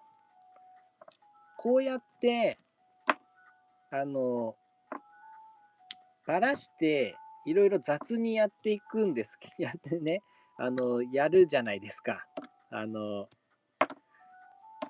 いろんなのを組み合わせなきゃいけないとき。だからこうやってね、雑にこうパカパカパカパカっていう風にやるのに、軟質だと、気兼ねないかも。だからこうやって、複雑なやつ作ろうって思ったら、軟質パーツの方がかえっていいのかもしれないですね。うん。先ほど言っていたように、なんかこう、難しい構成を作んなきゃいけないとしたら、パーツの扱いをちょっとね、気をつけないといけないなとか思うと、ちょっとね、あの、尻込みしちゃうところがあると思うんですよ、ブロック玩具とかって。特にね、慣れてない方とかは。だからそういう方には、このナイスパーツの方が心理的にね、すごく、心理障壁を下げてくれるのかもしれない、このナイスパーツの質感は。確かにね、こうやって、さて全部ばらしますなんていう風にやってばらしてるんですけど、やっぱりちょっと軟質だと、全ばらししますって言いやすいかも。はい、こんな感じでパーツを全ばらししました。ね。さあ、そうしましたらね、これね、フレームからガンガンに作っていきます。まず、基本的にはこの肩パーツは外しちゃう感じですね。うわ、いって。はい。で、こうしましたら、こうですね。こいつは。こんな感じのフレーム作っておいて、肩パーツ。で、この肩パーツを足に挟むと。結構これね、工程数多いからね、なかなか一生懸命やんなきゃダメかも。そうしましたら今度ね、足も外します。で、これコツがあって、足もそうなんですけど、このね、こうじゃなくて横からこうやってくっつけた方がやりやすいですね。こうして。で、抜くときも横からこうやって抜いた方がいいかも。そうするとやりやすいです。で、えーっと、こうしたら、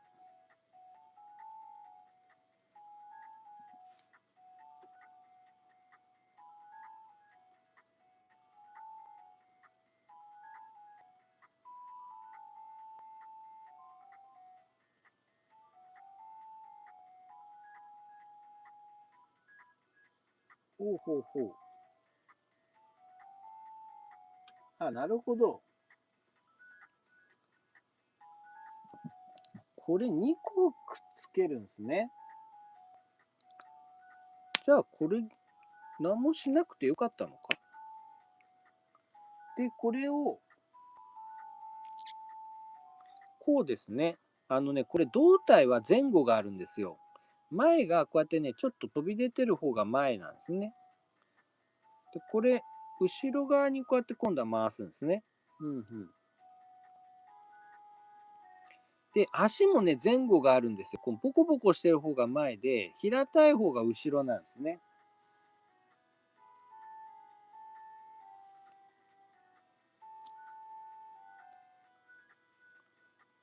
なので、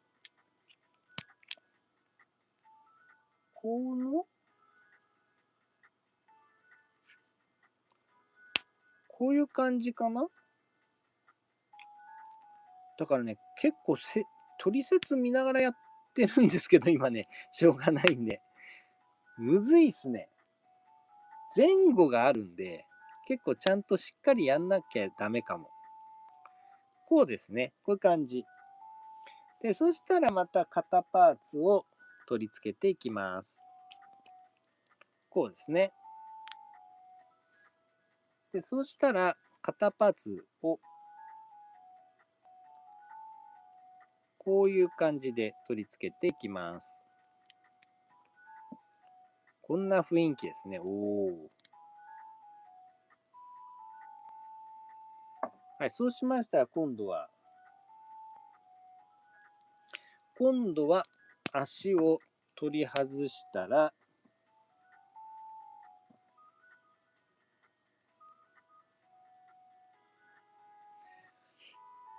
はい、片側に足を取り付けます、今度は。はい、こんな感じですね。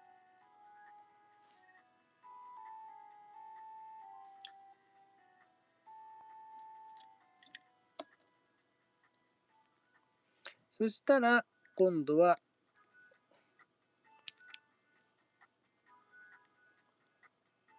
こちらのパーツを逆に股関節の方に取り付けると。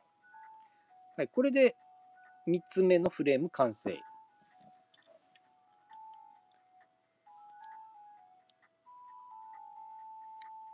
で、4つ目のパーツも先ほどと同じような構成ですね。買って、よし。こうですね。こうか。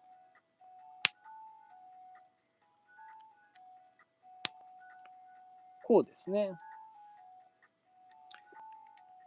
で、カッターのパーツを上に取り付ける。はい。できました。これで4つのフレームが組み立てられました。はい、そうしましたら、無限トータスの、胴体のこちらのパーツですね。こちらのパーツを使用しまして、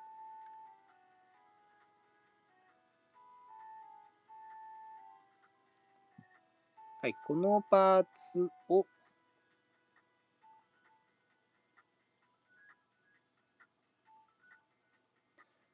ここか。こうですね。こういう感じでくっつけていきます。よいしょ。はい、こんな感じでくっつけます。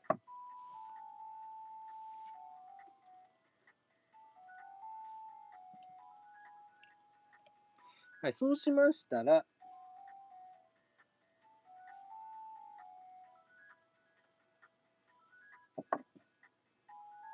こいつですね。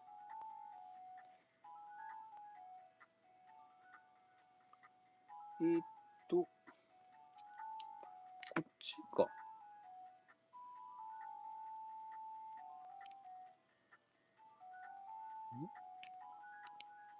こうですね。こういう風になっているパーツを、こちらをここに取り付けるんだ。ほえー。こういう感じで、こことここで2点止め、4点止めですね。だからこれね、ちょっとボールジョイントの角度がずれてても、組みづらいんでね、大変ですね。はい。こんな感じでフレームを組んでいきます。難しい。はい、こうですね。いや、これ説明書見ながらじゃないとできねえな、これ。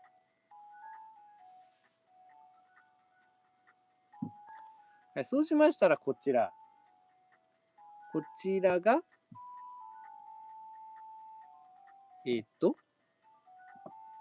あ、これは、この肩パーツは、こうじゃねえのか。うわ、やべ。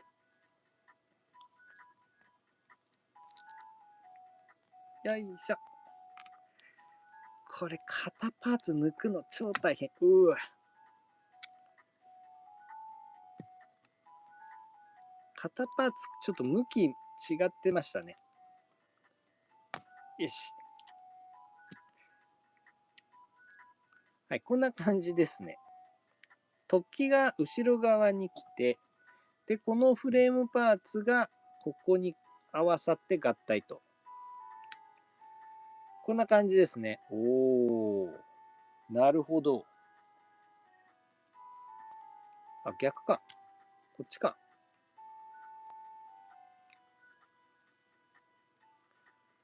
はい、こんな感じですね。これ自分でなんかいろいろ組み合わせ考えて作ったとして再現するために相当細かく記録取っとかないと再現できなさそうだな、これ。めっちゃ大変。そしたらドリルパーツを、はい、組み合わせて、こういう感じのパーツを作っておきます。はい。はい、そうしましたら、トータスの頭部をここに取り付けて、よいしょ。で、トータスの甲羅パーツを左右から組み合わせてくっつけます。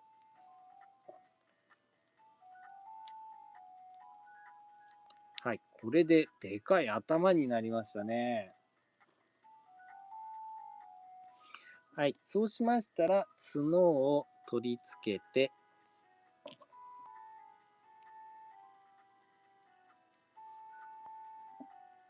そうしましたら、こちらですね、フレームのパーツに取り付けます。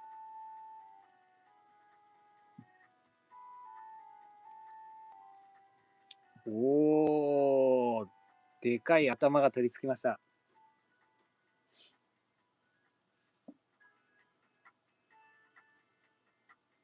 はい、そうしましたら無限大河の武器ですね。武器と、あと頭か。こちらの武器と頭を取り付けて、下側に取り付け。これが下顎になるんですね。ほうほうほう。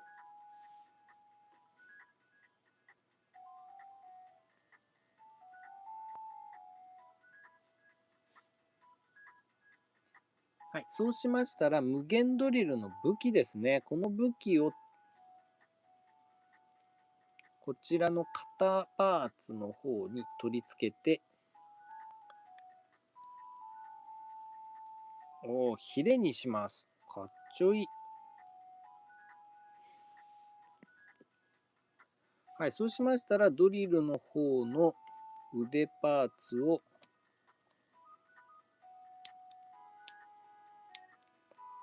取り付けて、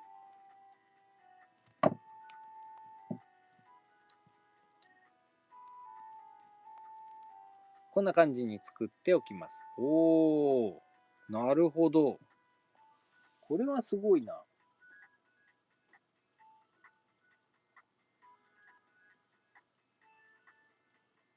無限大河の胸パーツ。このパーツも背中側に取り付けるんだ。はい、こんな感じですね。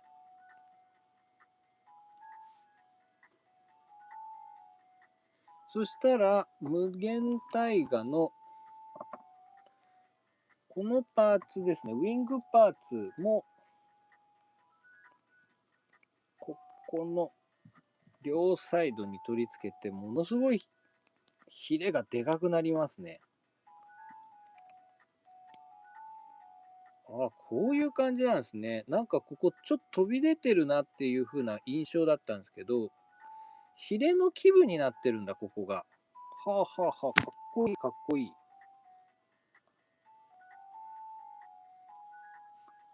で、ここの足、前足ですね、今度。前足を無限大河の足で延長しまして、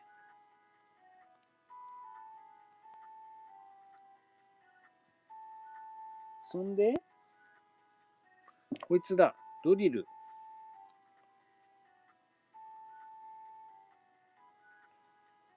ドリル足を、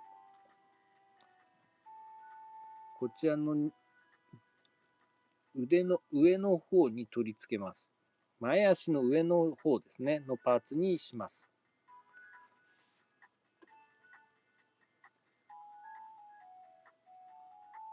はい、そうしましたら、チェイサーのウィングパーツ。ウィングパーツです。このウィングパーツを側面の方に、はい、くっつけまして、ボリュームを持たせていきます。なるほど、こうか。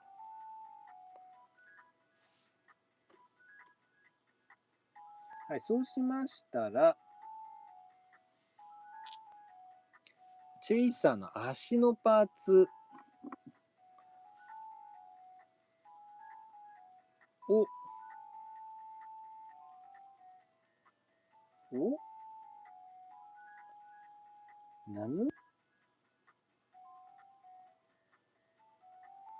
これをここか。こここっちか。こっちですね。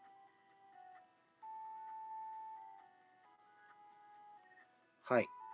このチェイサーの足をこういう向きで、こんな向きで、こっちのね、ここの方の軸をこの穴に突っと刺すそうです。こうだ。はい。こんな感じで突っと刺しまして、そしたら、このパトランプの方で上で合わせます。うわー、これ軟質だからぷにゃんぷにゃんなところを、ぷにゃんぷにゃんなところをこんなところで組み合わせんだ。へえ。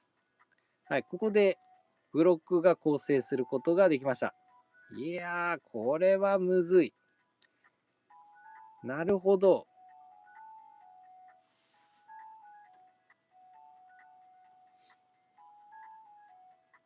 そしたら先ほどのライオンちゃんの方の頭を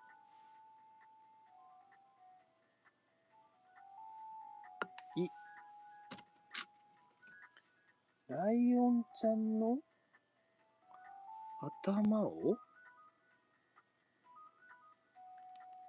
こうか。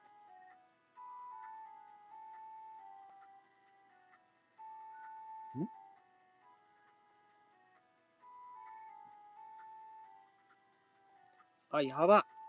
これ逆だ。ここ逆でした。この突起が上側に来るんですね。これわかんねえって。むずっ。よいしょ。ここです。3つの軸がここで並ぶようにしないとダメだったんですね。で、ここに、このライオンちゃん頭部がこう来ると。ははは。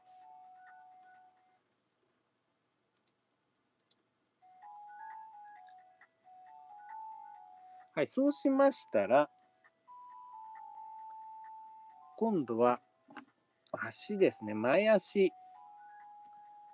こちらをここに取り付けていくと。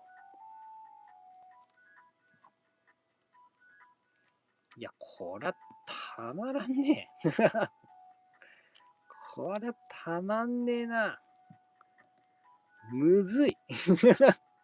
これ構成覚えんの至難の技っすね。ちょっとむずすぎんな、これ。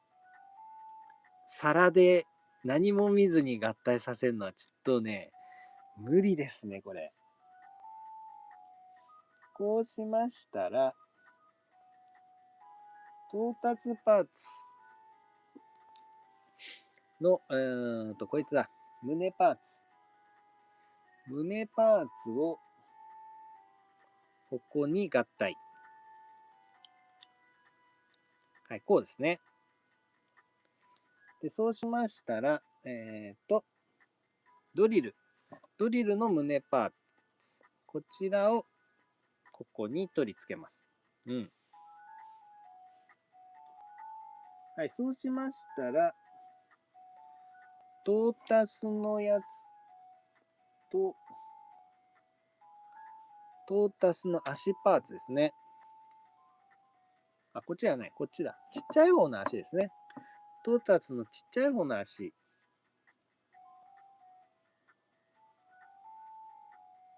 はい、ちっちゃい方の足を、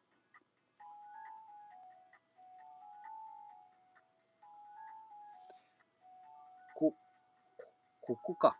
ここですね。ここの腕パーツのところに取り付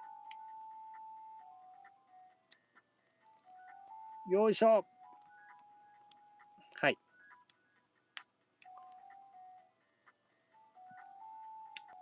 そうしましたら、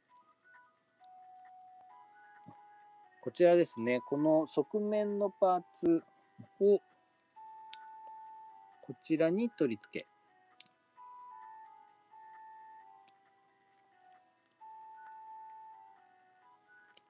はい、こんな感じですね。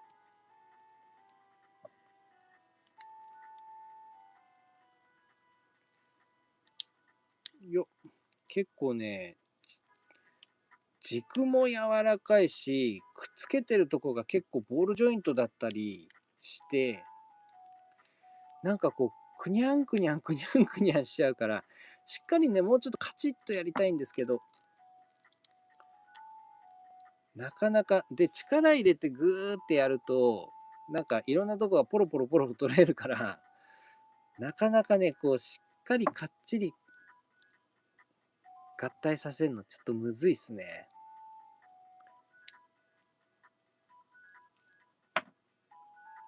おー、これは精神修行です。これは精神修行っぽいな。多分2体合体ぐらいまでは多分ね、ストレスなくいけると思います。これ4体ってなるとね、なかなかどうして精神力が必要になってきそうですね。さあ、そうしましたら今度後ろ足だ。後ろ足。はい、こちらのポリスメンの足と、はい、トータスの方のでっかい方の足ですね。トータスのでっかい足を、はい。これ、持つところがむずい。力入れるために持つと、持ったところがね、崩れていく感じですね。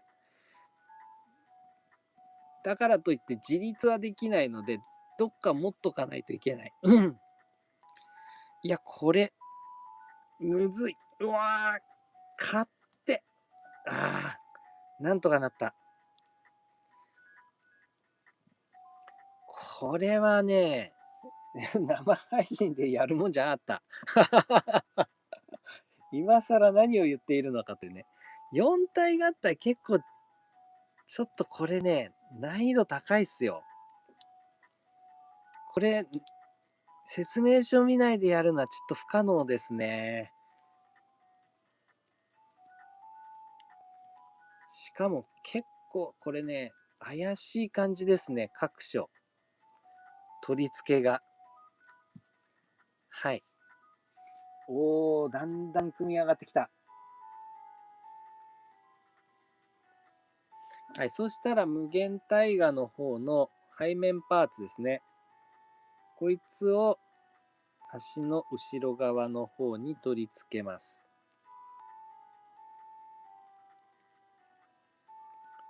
はい。そうしたら、チェイサーパーツをお尻に取り付けますと。ちょっとここに頭部があるの嫌ですね。ちょっと嫌だな。ムカデ人間的な感じがして。わかんないか。ちょっとおじさんだ。そして、尻尾パーツですね。こいつと、こいつを組み合わせます。こいつとこいつをこんな感じで組み合わせて、ドリルを取り付けますと。あった。はい。こんな感じですね。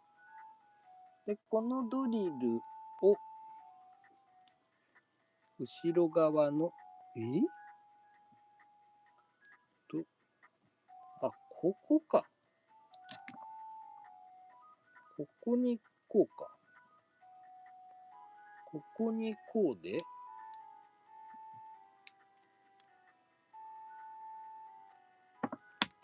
お、どんどんポロポロ取れております。いや、これはね、ちょっとポロリとの戦いですよ。これポロリとの戦いだな。これね、ちょっとポロリ体勢ないとね、結構きついかも。ポロリ体勢これ必要だよ。ちょっとね、ここしかもね、はまんねえ。あ、ほら。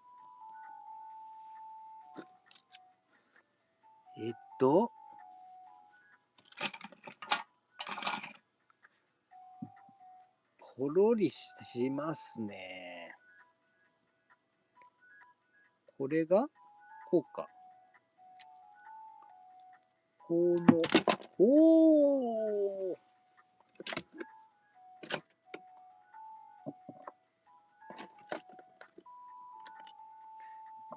なるほど。なるほどね。でね、こうなってくるとね、どこに力入れていいのかわかんない。なるほど。これはポロリス。このポロリはね、結構体勢必要ですよ。で、しかもね、ナイスパーツなんで、なんかね、徐々にね、自ら外れようとする力がかかってんのかな。なんかね、微妙に浅くなっていきますね。時間が経つにつれ。よし、元に戻った。で、こいつを、ここに取り付ければ、やっとできた。さあ、これで完成。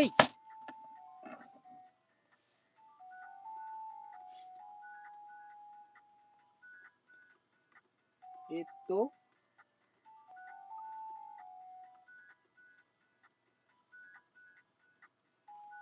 さあ、これで完成。よ。無限、無双無限トリケラだイエーイおー、やっとできたきつかったこれね、ちょっとした苦行です。これはちょっとした苦行だなあんまりね、そうか、さっきの一体一体のやつは、良かったです。すごく。だけどね、これはね、苦行です。いや、これね、ちゃん、ブロック玩具慣れてない方じゃないと、ちょっと受け付けないかもしんないですね、これ。しかもね、めちゃめちゃパーツの組み合わせが、むずい。いや、でもね、組み合わせたらすごく、あれですね、整ってますね。なるほど、こういう風なブロックにしたのかっていうのがよくわかります。なるほどね。ただ、なるほど。そうか。この、全ばらし再構成っていうのの極致というか、ですね。だから、その4体4体が、マシンロボとしてバラバラにいたということの意味がちょっと薄いですね。ただのパーツになっちゃってる感じですね。だから、合体ロボットとしての妙というか面白さはないかも。ただ、今までのあのパーツを再構成して組み合わせたら、なんと、こんなトリケラトプスになりましたっていう満足感みたいなのに全振りしてる感じですかね。うん。ある程度形残して、それがガチャンガチャンガチャンガチャンってくっついて、で、半分ぐらいのパーツがガチャンとワシャッと合体して、さあトリケラトプスだみたいな感じだったら合体ロボットでトリケラになったって思えるんですが、なんかそういう感じじゃないんですよね。うん、なんかもうほんと全ばらしの再構成って感じなんで、うん、ロボットではないな。ロボット玩具ではないって感じが正直しますね。うん。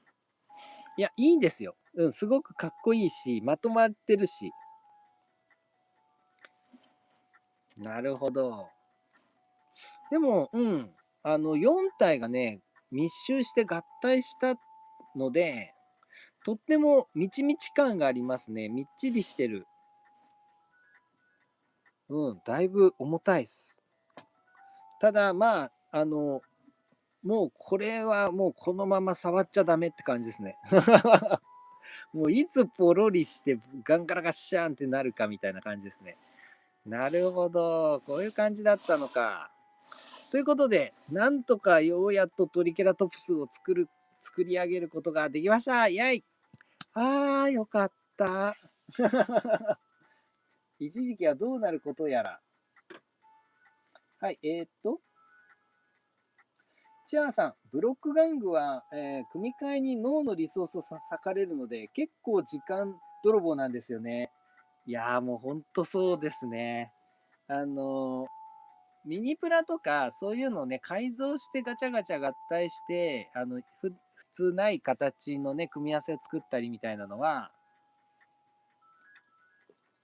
めちゃめちゃ時間かかりますけど、これはね、ただのジョイントを組み合わせるだけだから、そういう意味ではね、何の作業もなくいろんなパーツの組み合わせが試行できるっていうのはいいこと、ね、楽しいですけど、まあそれをね、どう組み合わせてやろうみたいな感じで考え始めると確かにね、時間がどんどんどんどん溶けていきますよね。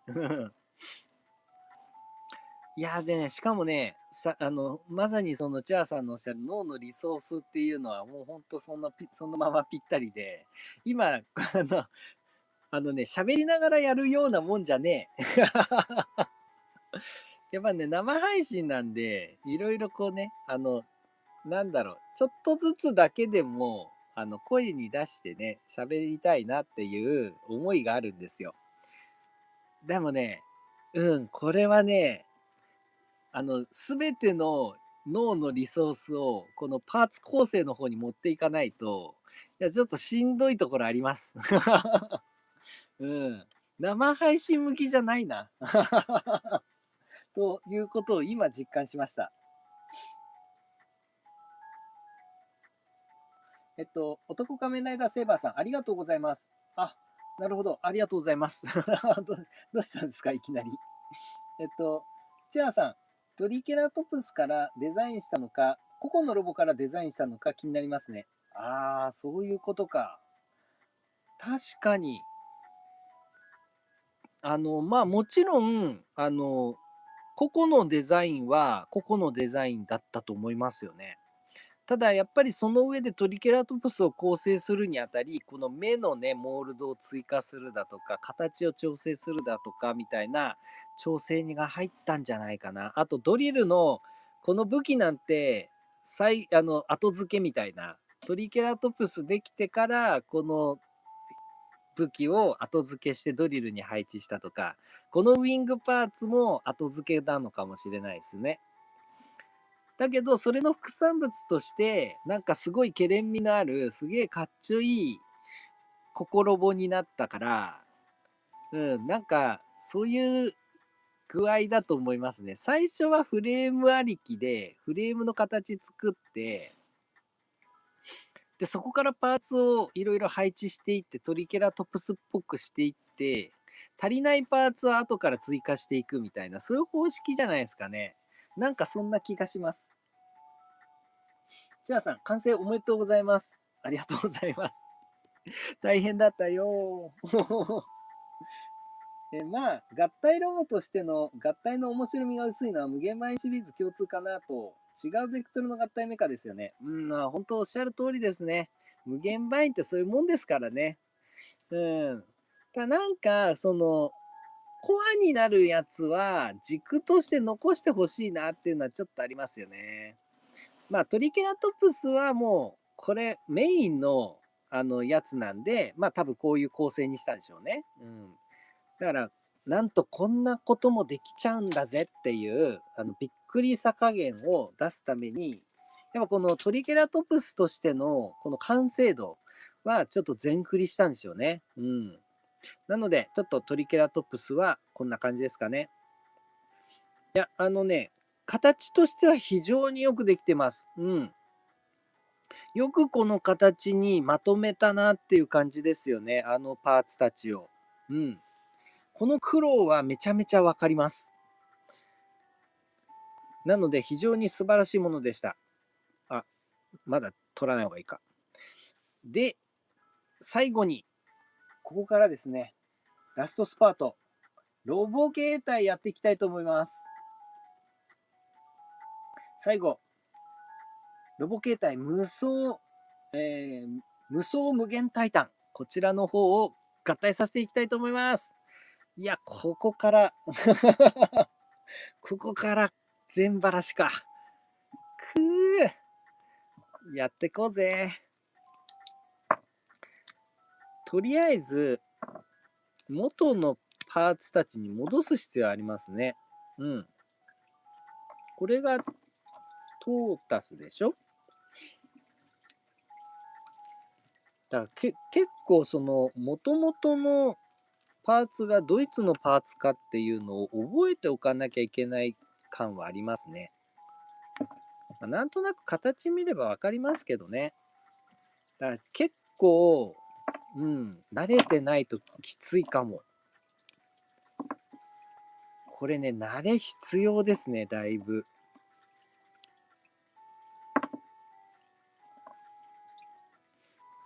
まあ、もともとね、無限バインで鍛えられてる方とかは、大丈夫だと思います。だけどね、あんまりそういうのを触ってこない方、ロボ玩具好きの方は、ちょっとね、結構大変かもしんない。あとね、これは、ロボ玩具ではないですね。なんだろうな、芸術物です。芸術的なやつです。だから芸術的な感じを組み上げていく妙というか面白さって感じですね。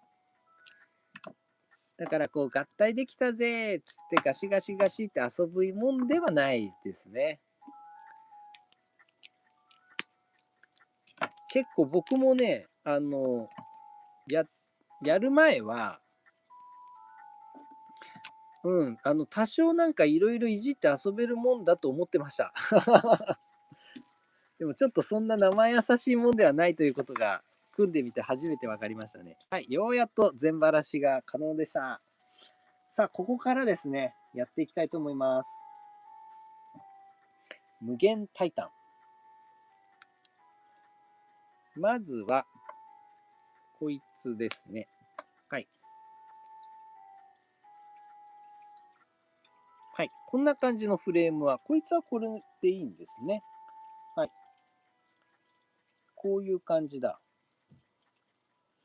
で、えーっと、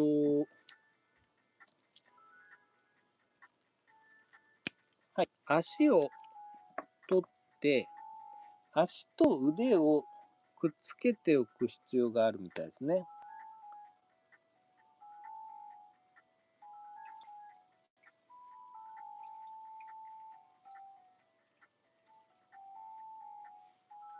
はい。で、無限トータスの足。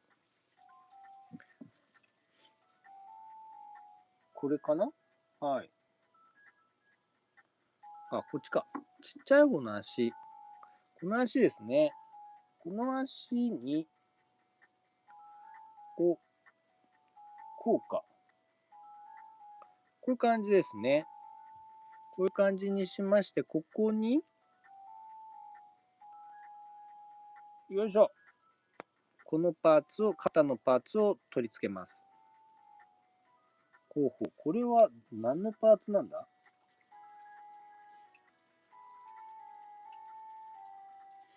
で、もう一個、同じものを作ります。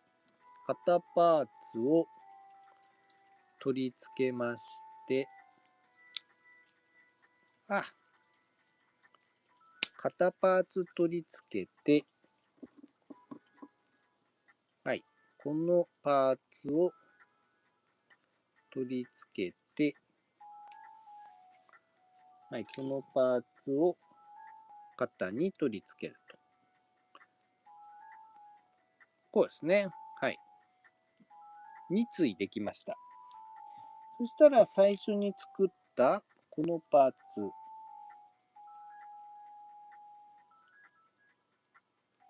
の、ここに取り付けていくと。腕パーツか。こうですね。こういう感じになるのか。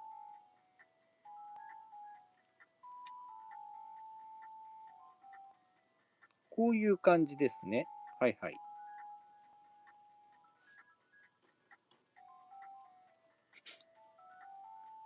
はい、そしたらドリルちゃんの胸パーツ。ドリルの胸。ドリル胸。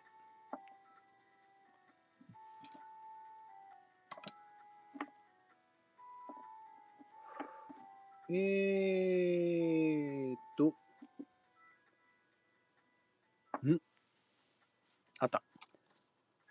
はい、ドリルの胸ですね。こちらの胸パーツをこちらに取り付けと。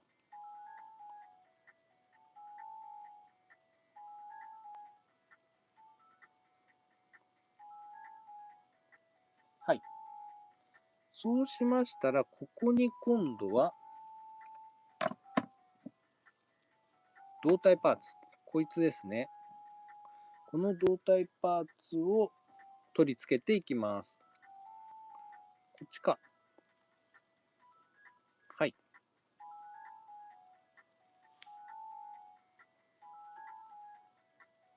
はい。そうしたら、ポリスのこちらですね。胴体パーツを背中側に取り付けて、上下をこれでがっちりとロックします。あ、こっち？こうか。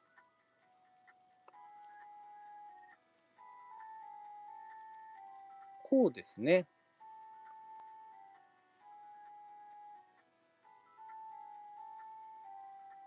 はい。で、胴体パーツ、チェイサーの頭パーツをここに隠しておきます。これで、だいたい胴体ができたのかな？うん。そうしましたら、今度は、はい、こちらですね。こちらの方、ばらして、ばらして、よっ。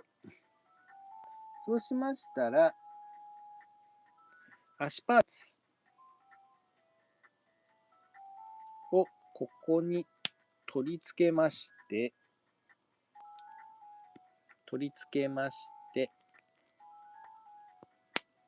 はい。こんな感じですね。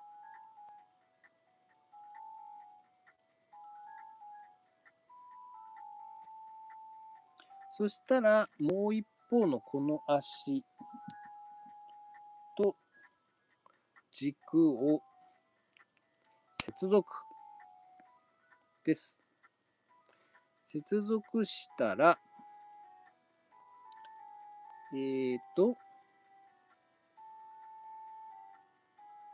こですね。ここに取り付け。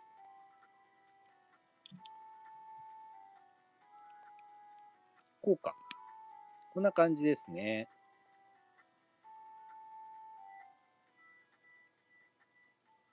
はい。これでいいのか？これで合ってんの？本当に？こっちか。これで合ってんのかな？よくわかんないけど、こんな感じですね。はい。これをもう一対作る感じですね。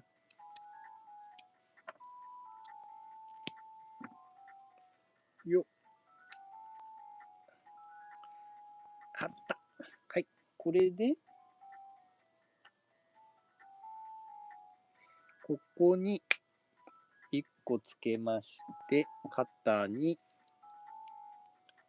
1個つけて、はい。そしたら、こちらにつけまして、はい。そうしましたら、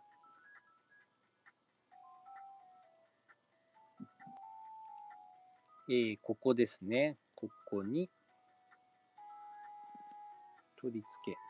ああ、こっちか。あ、こうですね。あ、こうだ。失礼。こういう感じだ。なるほど。こういう感じですね。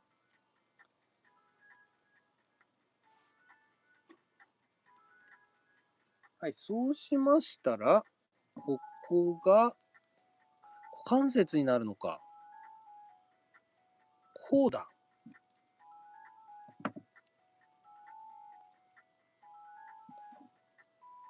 こちらも同様に股関節だ。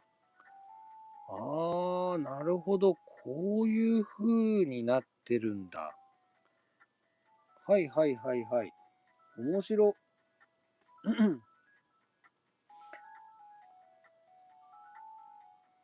はい、無限トータスの胸パーツをここに取り付けます。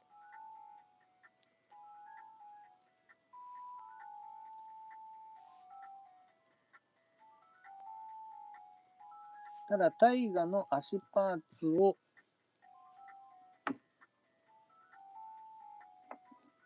こいつですね。このパーツを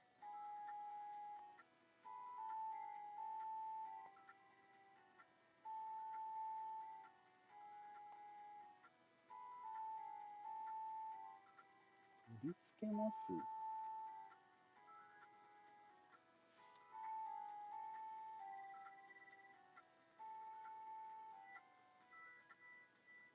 そうか。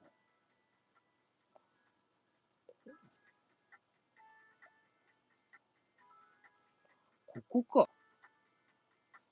ここですね。わかりづら。結構ね、あれがわかりづらいですね。こっちか。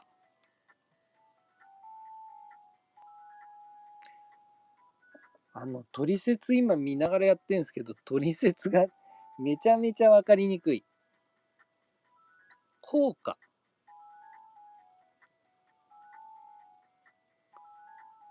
こうですね。おそらく。はい。そうしたら、このパーツをこちらに取り付け。はい。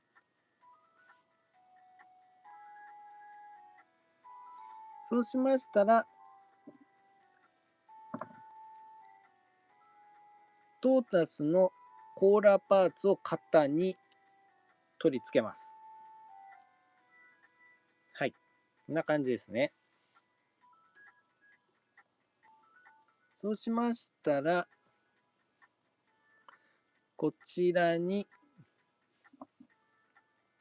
ドリルの武器を取り付けまして、で、角パーツをこちらに取り付ける。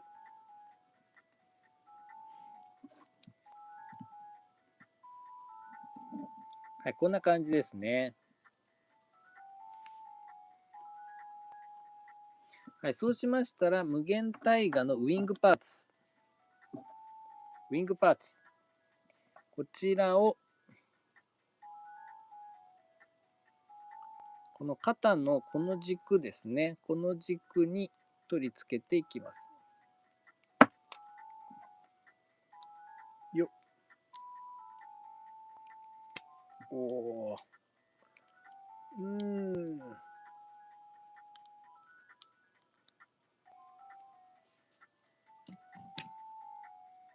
結構このフレームパーツの方の軸が抜けやすいですね。なので結構そこからポロリすることが多いかも。はい、こんな感じです。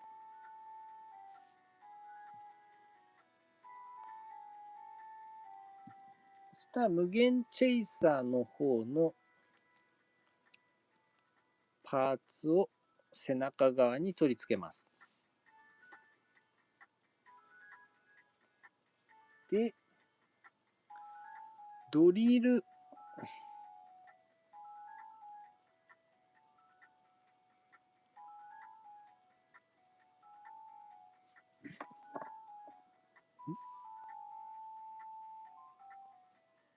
こちらですね。多分。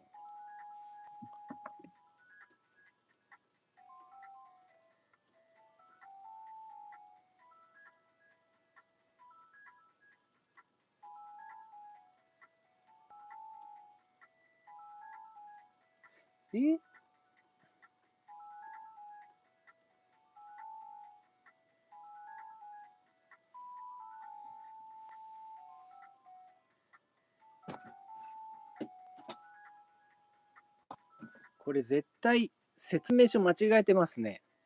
ここ、ここにですね、無限ドリルの胸パーツって書いてあるんですけど、無限ドリルの胸パーツここで使ってるんで、これ多分無限大河の胸パーツの間違いですね。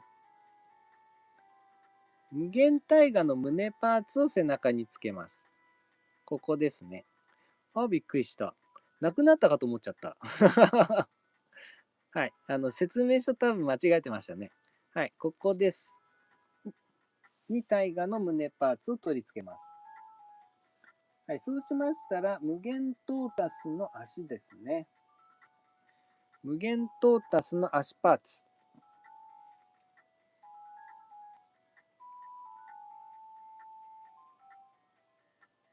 をここに取り付け。なるほど。今度は軟質パーツの軸の方はかなり分厚く、ぶっとく作られてるんで、結構ね、差し込むの大変ですね。その分、差し込んだらそうそう取れないですね。だけどフレームパーツの軸の方は結構スポスポ抜けちゃうかもしんない。はい、そうしましたら、今度はドリルパーツの腕の方ですね。このパーツを、えっと、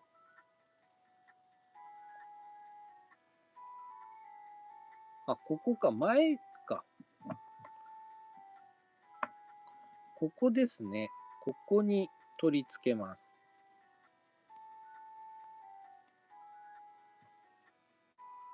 ここに取り付ける。いや、これは結構大変な。はい、こんな感じですね。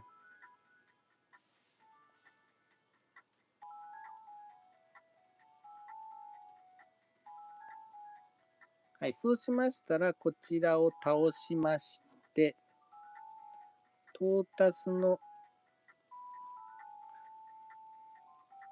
はい、この側面のパーツをももに取り付けていきます。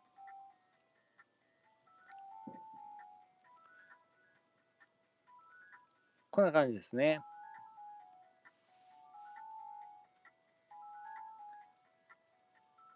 はい、そしたら無限ドリルの足のパーツを膝アーマーとして取り付けていきます。なるほど。これは膝のアーマーだったんだな。このダブルゼータのような、この張り出た膝アーマーだったんですね、これが。ただ、チェイサーの足のパーツをここにかぶせて巨大化させると。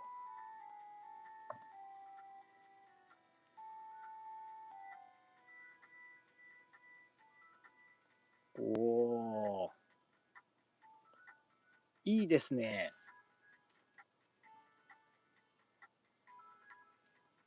ただ、無限チェイサーの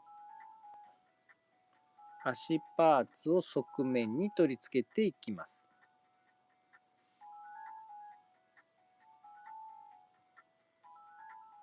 ただ、無限大河の足ですね。こちらをここに取り付ける。ここに取り付けちゃうの？ここに取り付ける。うわ、これは。はい。こんな感じですね。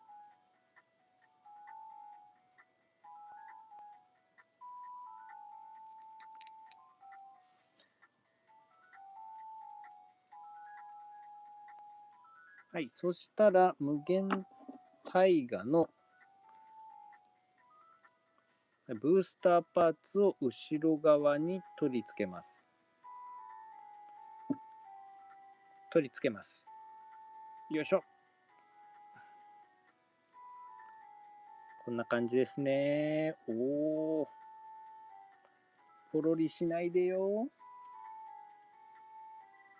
そしたらこれ自立できるのかも。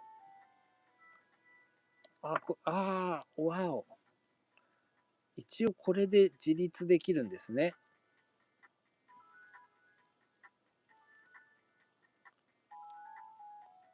よ自立できました。やったー。やったー。は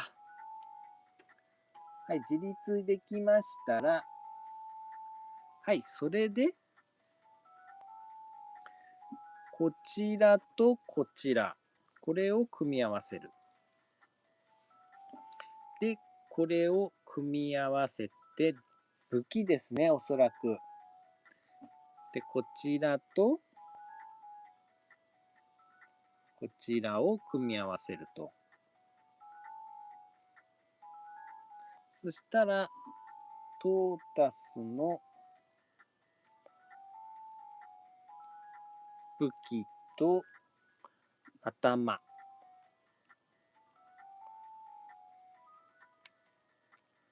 頭。買って。はい、こんな感じですね。こういう武器を作りましたら、はい、ライオンちゃんの頭をこ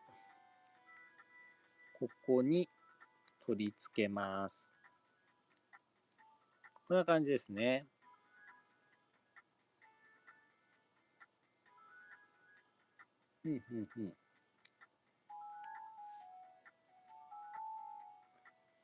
で、タイガとトータスの武器を合体させて、はい、合体させの。で、これを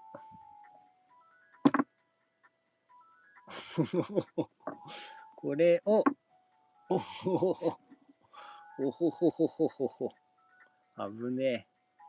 ここの腕に武器として取り付けまして、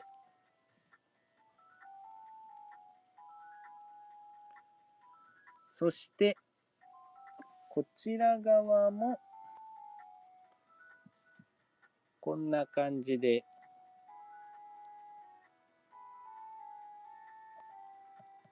武器として取り付けですね。はい。そして、最後に、頭部パーツを合体。さあ、これで完成。無双無限タイタンだ。イェイ。おー、やったー。できたー。ようやっと合体できました。いやー、これ大変だわ。でもね、すごくまとまってますね。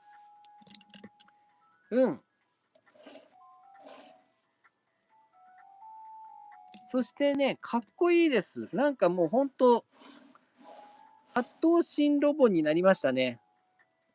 今までのちょっと若干 SD 体型だったロボが、なかなかまとまった8頭身かっこいいロボに、はい、合体できたと思います。これね、めちゃくちゃ人型としてまとまった形ですね。第1弾の時は、意外とこう、なんとかかんとか無理くり合体しましたみたいな感じだったんですけど、第2弾はすごくかっこいいロボですね。単純に。素晴らしい。ただね、ポロリが恐ろしい。ここまで来たらポロリが恐ろしいですね。はあ、よかった。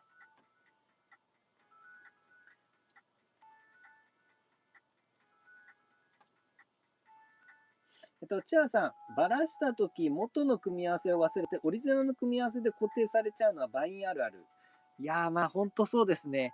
これ元のやつを再現しろはちょっときついかもしんない。で、自分のやつも一回組み立てたら、結構出来上がりの写真撮っても再現できないかもしんないぐらいに結構大変ですね。なんかフレームパーツ、同じような形のフレームパーツなのに前後があったり、するし、なかなかね、どっちの向きでどうつけるみたいなのが結構細かく指定されてるんで、なかなかこれ、自分のやつも、あれこれ前できたのにな、みたいなのがね、結構発生しそうな気がしますね。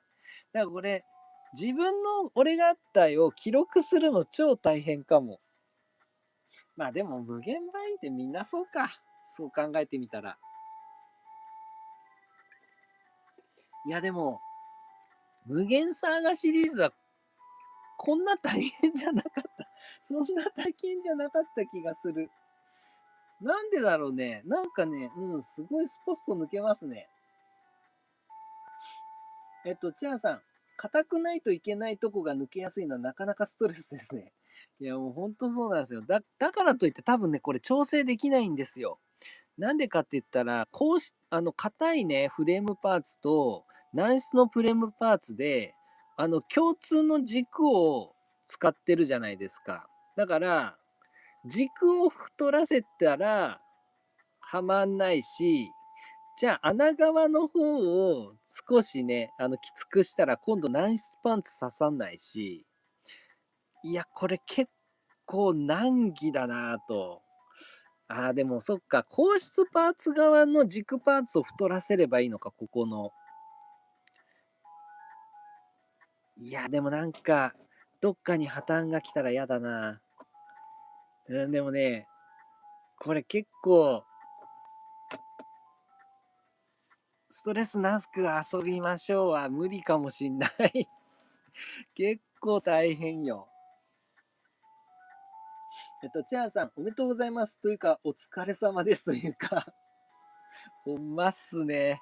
いや、ちょっとね、これ生配信でやるべきもんじゃねえっていうふうに思いました。説明書大嫌いな僕がね、説明書ガン見してます。スネマさん、合体お疲れ様です。ヒロイックの投資になりましたね。かっこいい。いやもうほんとそうですね。かっこよさは本当にかっこいいです。でね、なかなかこう、今までの無限倍無双にはないかっこよさですね。なんかどっちかいうと無限倍無双って俺合体してる方のやつも結構武骨な感じのやつが多いじゃないですか。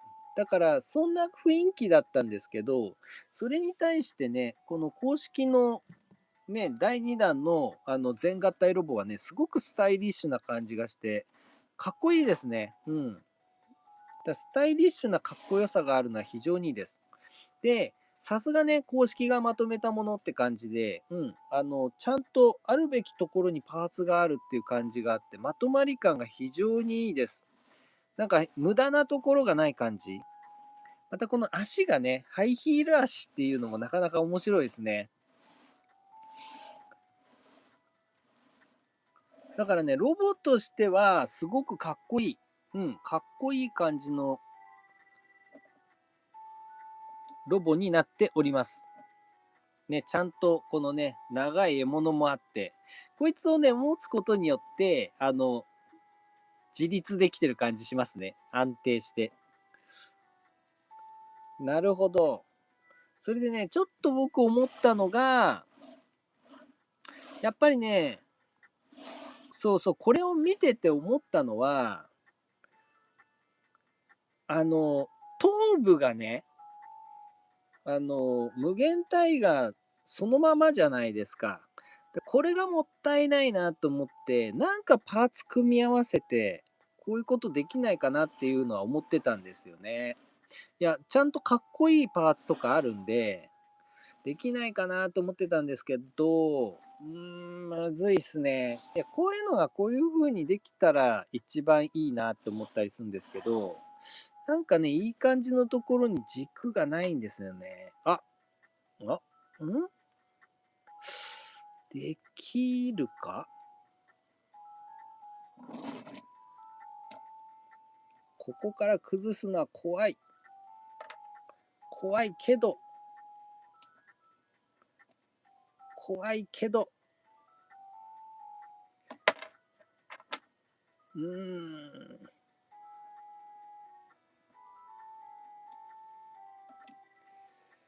怖いけれども、でもこれ大河の後頭部がすげえ出っ張ってるんですね。ここにこうして、こう。こういう感じで、こう。こうするとちょっと頭部周りになんとなく角が入るみたいなね。そういう感じもできなくはないかなと。あとね、ちょっと胸パーツが、トータスの胸パーツは弱いなって感じがするんですよね。だから、ここをこう。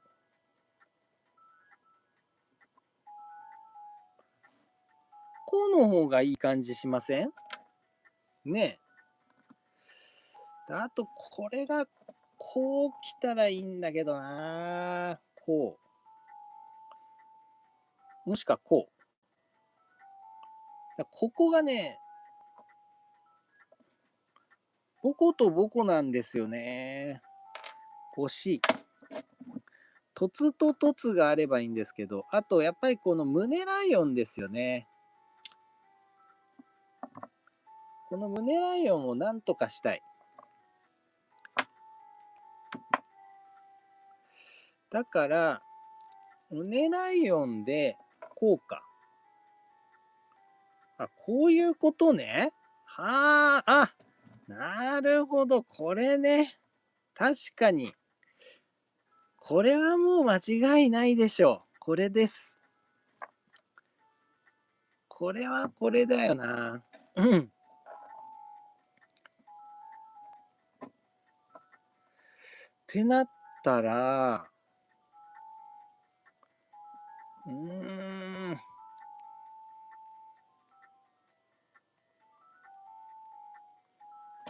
こいつをなんとかしたいよね。ん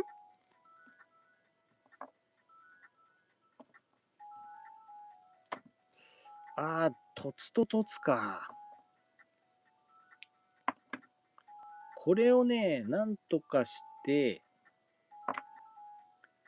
やりたいなと僕はね、今いろいろ試行錯誤しようと思ってるのですが、ここにこれを挿す。このパーツ。なんとかこうしたい。こうしたい。なんかないかな。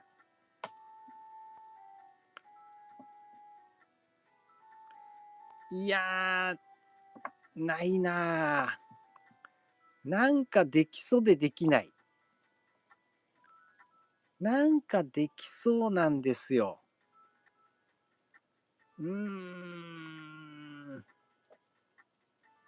ここにね、やっぱりね、頭部をどうしてもパワーアップさせたいんです。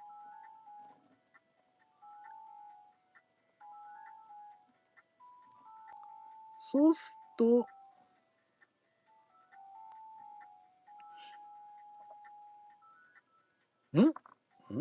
ああ、ダメか。ああ、ダメだ。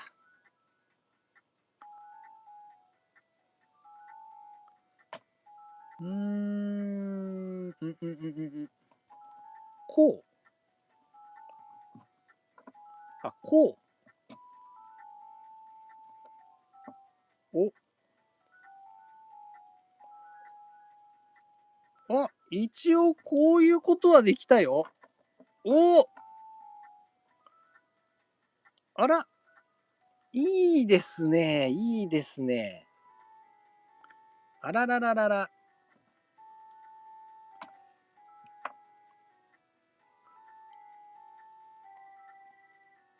いい感じですね、これ。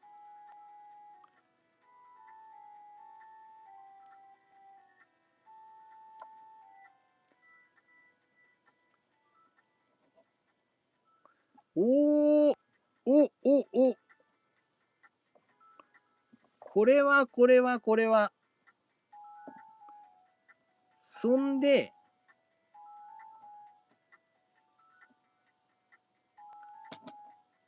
このかっちょいい胸パーツももったいないんで、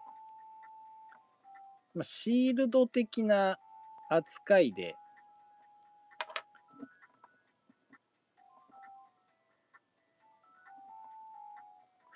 ああ、そういう、なんだ。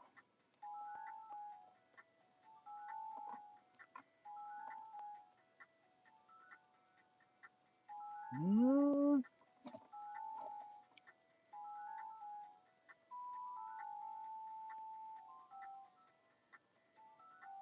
なかなかこう腕がね、もったいない。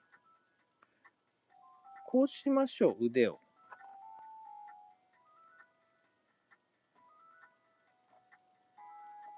腕をこんな感じにしまして、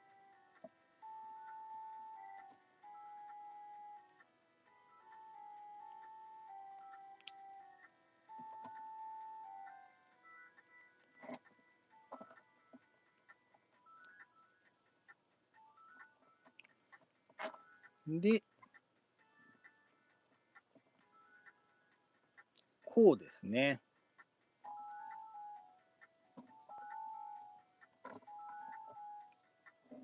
でもこれはちょっと難儀か。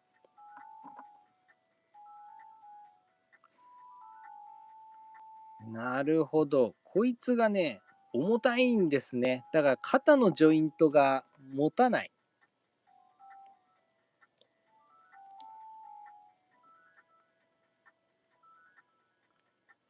なるほど。なので、頭部パーツは、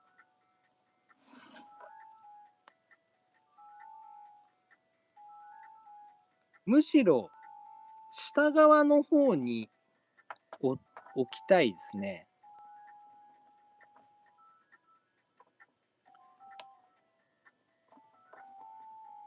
ふんふんふんふんふん。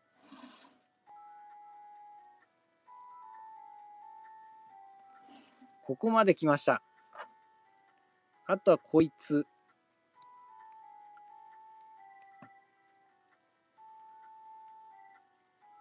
こんな感じのパーツで、武器にしちゃえばいいじゃんってことですよね。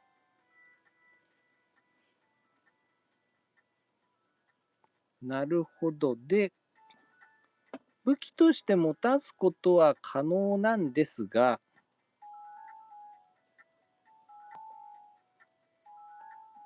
お、こんな感じかな。おー、できましたー。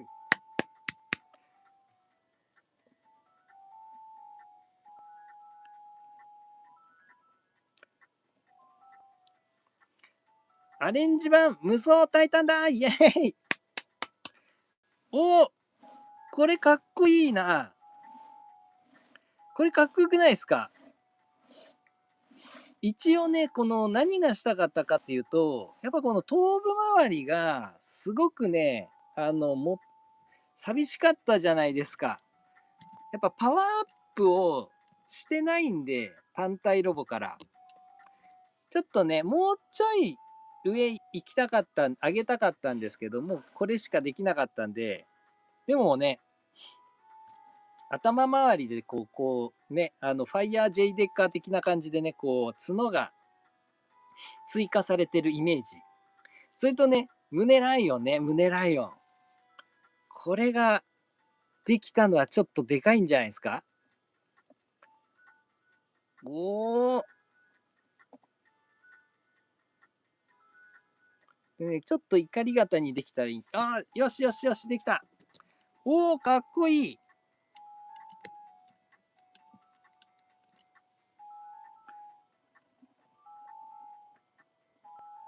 うわ、この関節と重量のバランス。うー、あー、関節と重量のバランスだ。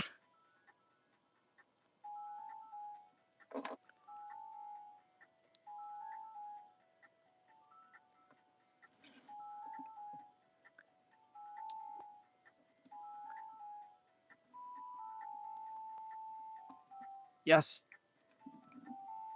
よし、やった。おー。かっこいいですよね。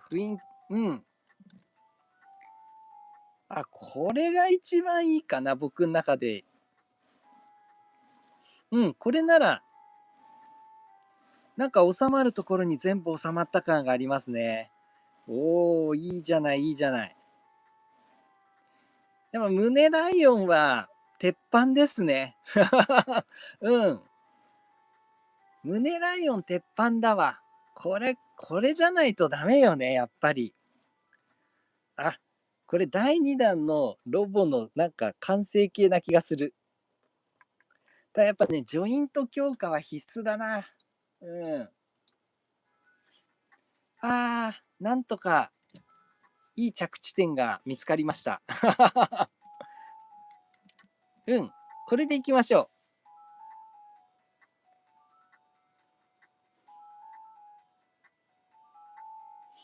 砂山さん、よきよき、シルエットがいい感じ。ありがとうございます。めちゃめちゃ頑張りました。よかった。最後にいい感じのアレンジができて、非常に満足いたしました。そっか。もうね、いや、無限倍無数ちょっと舐めてましたね。うん。やっぱりね、個々のロボはすごくかっこよくて遊びやすくて非常にいいですね。うん。で、多分二体合体とかやったら超面白いかもしんない。うん。だから4体合体はね、なかなかテクがいります。もしくはジョイントをね、調整必須ですね。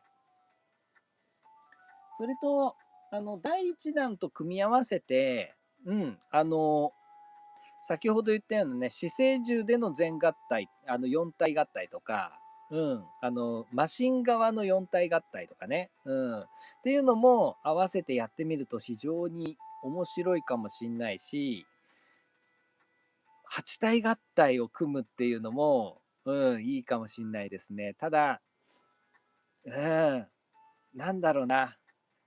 ジェンガでしょうね。とんでもねえジェンガになると思います。なので、ちょっとね、やる場合は、ちょっと覚悟をしてやんなければならないな、なんていうふうに思いますけど、うん。ただね、正直言うと、当初思っていたよりも非常に良かったですね。